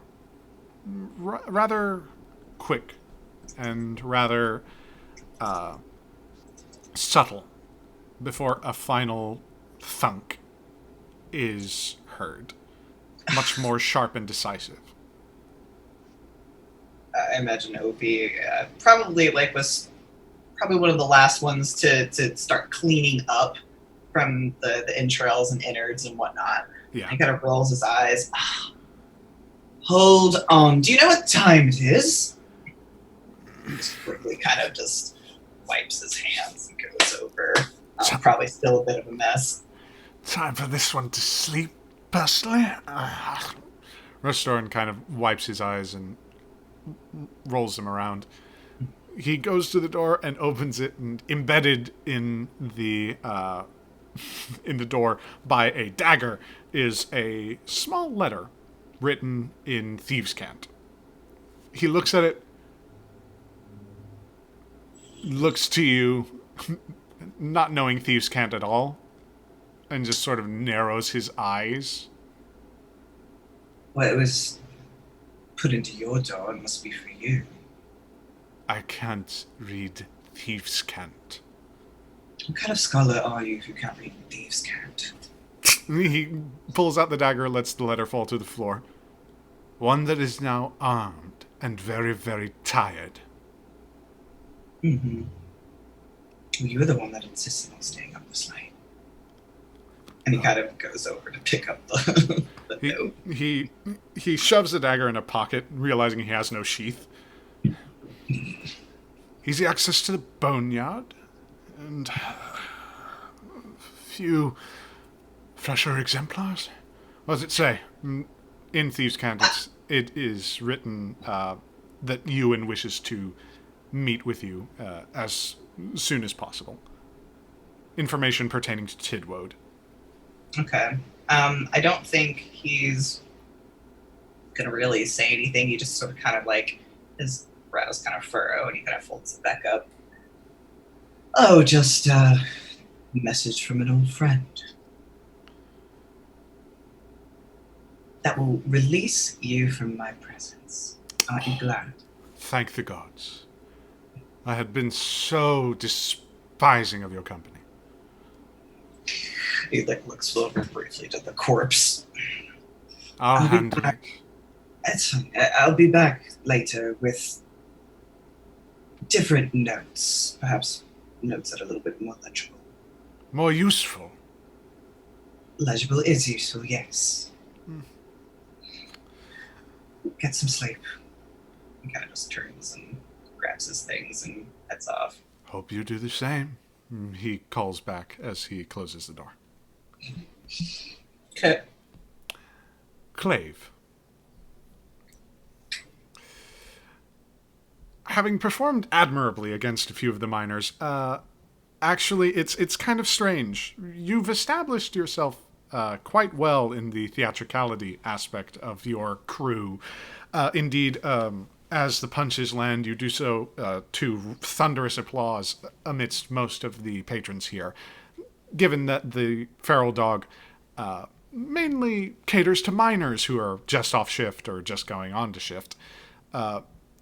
You do not have to pay for a drink throughout the night. You do not have to...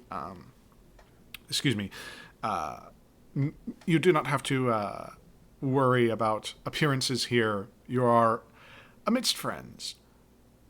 Mostly. The bartender, the rather severe-looking man by the name of Cullen, has got his eye trained on you throughout the entire night. It's uncomfortable, and as the last bout ends with you standing victorious over some unconscious soul, you see one bearing similar sort of bandana, again with a diamond on the side and Triskelion on the other, whistle to you and with a crooked finger and kind of lead you out. Clave grabs the nearest bottle of alcohol to them. Doesn't really, not discerning, doesn't care what's in it, and looks back toward Cullen and just gives him a very over-the-top salute and a bow, and looks at and finds Heather again and winks at them and just says, "Next time, darling," and follows the person out. Yeah. This is one of the younger members of your gang. Sufyan brought them early on. Couldn't be a shade over 17 years old. Like really, like shouldn't be in the game at all. Kind of jumpy, and as you sort of make your way out, they just don't speak, but beckon you onward. Just basically saying, through body language, "Follow me." Yeah, Clave's grabbed has their jacket over their shoulder, and continues off behind them, still just slowly sipping on this bottle, just whistling a little bit. All roughly around the same time, out of base courtesy, Chorus and Sufyan, you wait as Ophi and Clave link up and make their way to the hideout. All of you sort of stand in the warehouse area. It is large and vacant with a very high roof that is partially collapsed. Streaks of moonlight would come through were the smog not as thick as it is, but you see small icicles hanging from the exposed infrastructure, and a sort of slick sheen of ice clings to the gravel and ground and grit of this place. The small storeroom that leads down to your lair proper stands undisturbed. The few thugs that you do have, the one that spoke with you, Chorus and Sufyan, the one that led you, Clave, and the one that led Ophi here, who is seen to be half-elven persuasion, sort of like Chorus. But they all sort of silently keep watch as you make your way down into the lair itself. It's not that it is uncomfortable, but, oh boy, it's claustrophobic, to say the least. Like, miners built this facility. It's utilitarian. It serves a purpose, and it serves that purpose well. Being very well hidden, poorly lit, and actually quite perilous to traverse if you don't know where the proper steps are. Indeed, each of you counts mentally 1, 2, 3, 4, skip that step, and keep going on down. As you continue, however, it does burst into a small workshop. Ophi, you are familiar with every single tome on the shelves. You are familiar with every single formula laid out, sprawled almost on the table. And you're even familiar with the figure that towers now over that same table. Very short cropped hair shaved on the sides with the shadow of a beard which clings to his entire face. Or his entire lower half. Never mind. The form of the good hallowed river,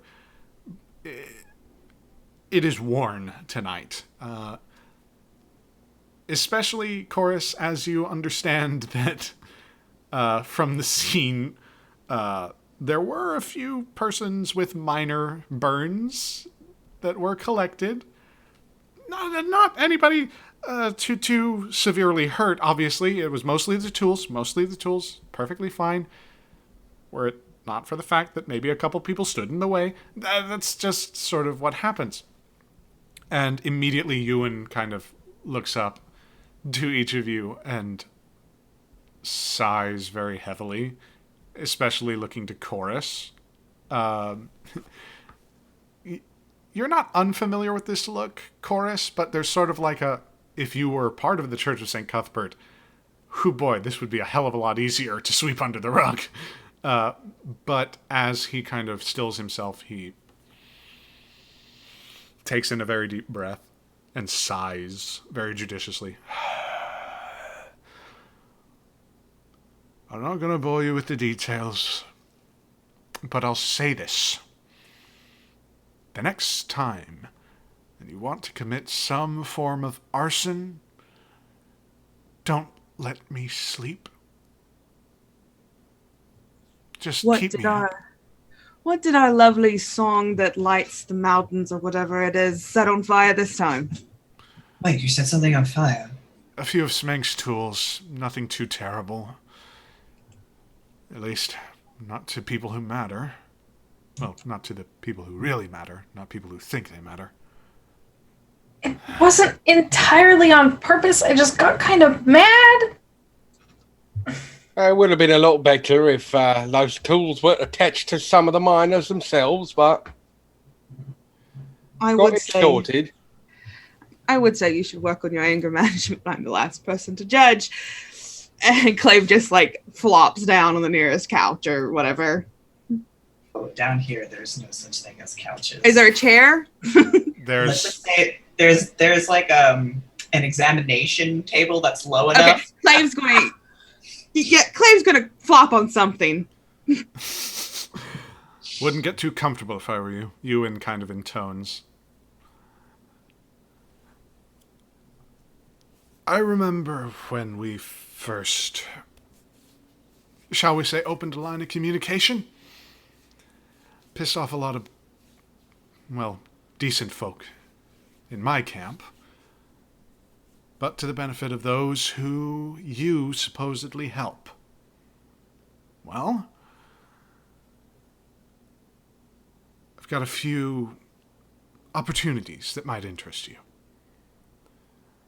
believe you're familiar, given your hunting grounds, with a stocky fellow by the name of Tidwode.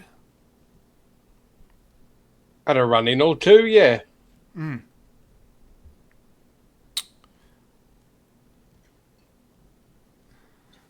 I hear,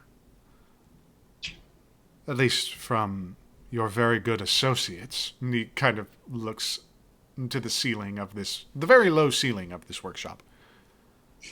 It's barely 7 feet tall. Barely, yeah. And like, he's a solid, I would say, 6'4". Like, he's a tall, he is tall. As he looks up, here you got a bit of a score to settle. Don't we always have a score to settle?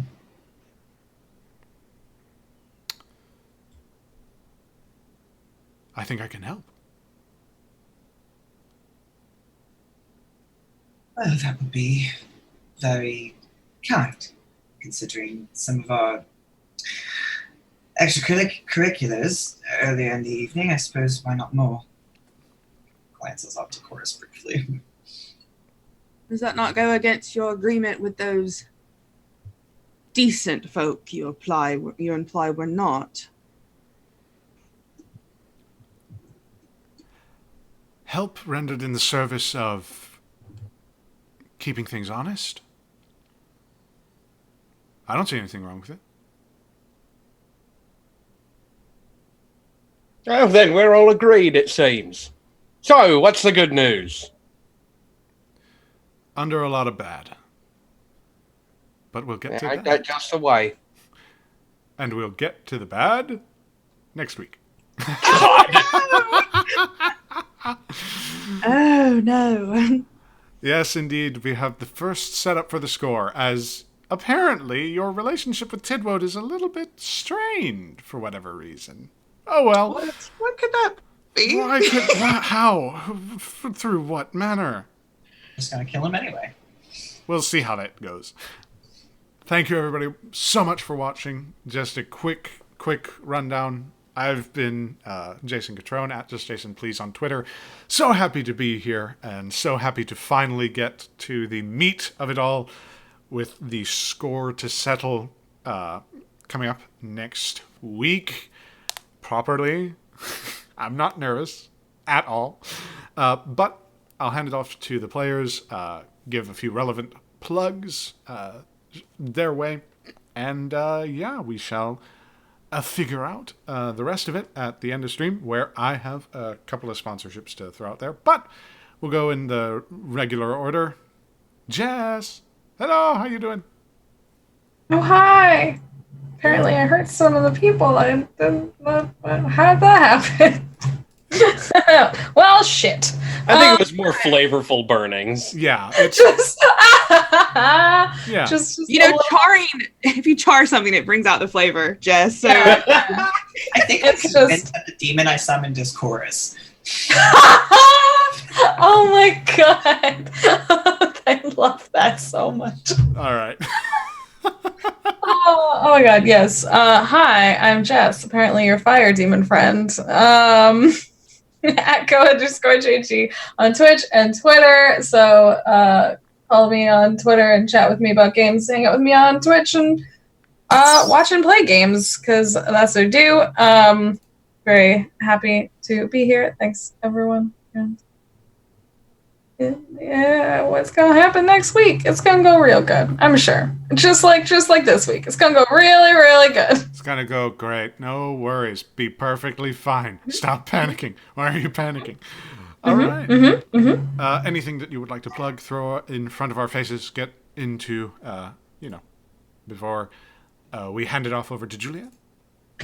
Just like I said, my Twitch channel where I'm doing Stardew Valley. I'm doing an unboxing tonight because I got sent some new games by a game designer. And just, I think this week there's no Genesis, but there's Spire. There's just a little bit of everything. I might be playing another indie TTRPG, like a one-person TTRPG this week. Very nice. On stream. So just like a little bit of everything, all over the place. Always good. Always good. Yep. Got to keep them guessing. Mhm. All right. Fantastic. Well, that's that, I suppose, unless there's anything else. All right. Julianne, hello. How you doing? What's up? Hello. I, for one, am extremely excited about the new Stardew Valley update, but that's just to say. Yeah. But yeah, I'm Julian. I play at Ophiuchus. I hope you guys enjoyed this ball of a tiredness, angst, something or other. I don't know. Maybe he'll do something worthwhile next section when we do our totally awesome heist that nothing will go wrong whatsoever. Absolutely nothing will go wrong. Absolutely nothing. All right. Yeah, we shall see how that goes. We'll see how that goes, yeah. Indeed, indeed. But any other plugs that you've got? Anything you want us to know about? So I am Jackal and Hare on Twitch tonight at 8 p.m. Eastern Standard Time. We're going to have one hell of a session of Ungilded Tides, which is our D&D 5e game pirate adventure, which is now kind of slowly but surely de-evolving into a Disney AU. Because one half of the party got sent to Hades, another half of the party got sent off to someplace with thanks to a genie. Oh.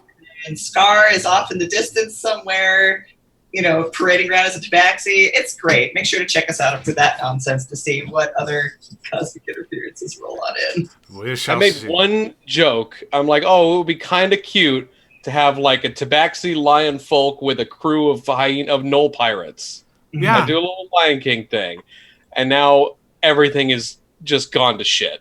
Yeah. So How you couldn't predict this, I have no idea. Katie, how you doing? Where can we find you? What's up? Hi, I'm Katie. You can find me everywhere on the internet at Katie Face. This was a lot of fun. I can't wait till next week till we're in the actual meat of the game. So it's gonna be a very good time. You can find me through the week. Tuesdays, usually on Off the Table, playing Alas from the Awful Sea. Our schedule is picking back up. I'll be in a lot of games over there. And back here on Saturday evenings, playing in a BX D&D game. And then I can neither confirm nor deny that I might be on something over on Tales from the Grim tonight at 6 o'clock. It's going to be very, very fun. But like I said, that's neither confirmed nor denied, but you might want to tune in. All right, fantastic. And we shall see whether or not it is confirmed or denied. I'm going to assume not. I'm going to assume not. No, I think it's a little bit of a red herring. But, Michael, how you doing? What's going on in your world? How much time do you have? Well, we're 5 minutes over, so not much. No. Hey, everybody. My name is Michael. I have been Sufyan. I am the Dungeon Master and creator of the Dungeons, Dragons, and Dives podcast, which is a 5th edition podcast that is exactly what it sounds like. The party is following around Fantasy Guy Fieri, trying to find the mythical lost city of Flavortown. So that's happening. Find it where podcasts live. Except Spotify, because I'm not that important, I guess. You can also check me out, like Julian said, tonight on twitch.tv/Jackal and Hare at 8 p.m. Eastern Time. We are going to be playing Ungilded Tides, and I have 3 separate storylines to waffle through over the night. I'm very excited, but it's going to be an absolute nightmare. All good campaigns are. Exactly. But you can also check us out over on Jackal and Hare for our Friday game, which is Fridays at 8 p.m. Eastern.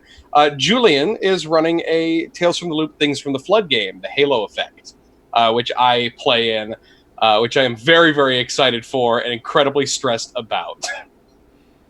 Just in general. Nothing bad. Just in general. No reason at all. No 90s angst or anything like that. No reason at all. Well, as I said at the top, I'm Jason Cutrone, been the DM here. at Just Jason Please on Twitter if you want to follow me. I actually have a pinned tweet now that's current. It's fantastic. So for now, you can actually find me here always every week, 11 to 2 p.m.-ish CST, which is 12 to 3 EST, any point in time. And actually today, in about 30 minutes or so, you can find me as a DM over on Susanna Grace's channel. Yes, friend of many shows, running a Witcher TTRPG campaign called Grains of Truth. It's a lovely time. Been having a bit of a hiatus as schedules have been rearranged and restacked and reordered, but we're back. We're better than ever. That's a lie. And outside of that, on Tuesdays, weekly now, you can find me over at the We Are Nerdsmith channel, DMing Final Rites, which is a Southern Gothic 5e extravaganza. Then Thursday, you can usually find me over at RPG Webby, doing After the Fire, which is a Song of Ice and Fire. And then on Fridays, you will soon see me with Nerdsmith presenting a World Anvil show that is going to be very, very fun, called Shattered Forge. More info to come. But currently, we are on the Greyhawk Channel. Yes, the Greyhawk Channel. A lovely, lovely channel that is, first and foremost, always helped out by Patreon supporters and Twitch subscribers. Yes, you watching as well, having your audience, having your time and attention, and if at all feasible, having your support financially, keeps the lights on, as it were. We are supported by Roll20, the premier virtual tabletop of choice amidst the discerning role player. You can go try that at roll20.net. If you haven't already signed up, I'd be surprised. You also have a couple of lovely sponsors in Heroic Maps and Tabletop Loot. Heroic Maps, our official battle map sponsor, who we will hopefully see some more of.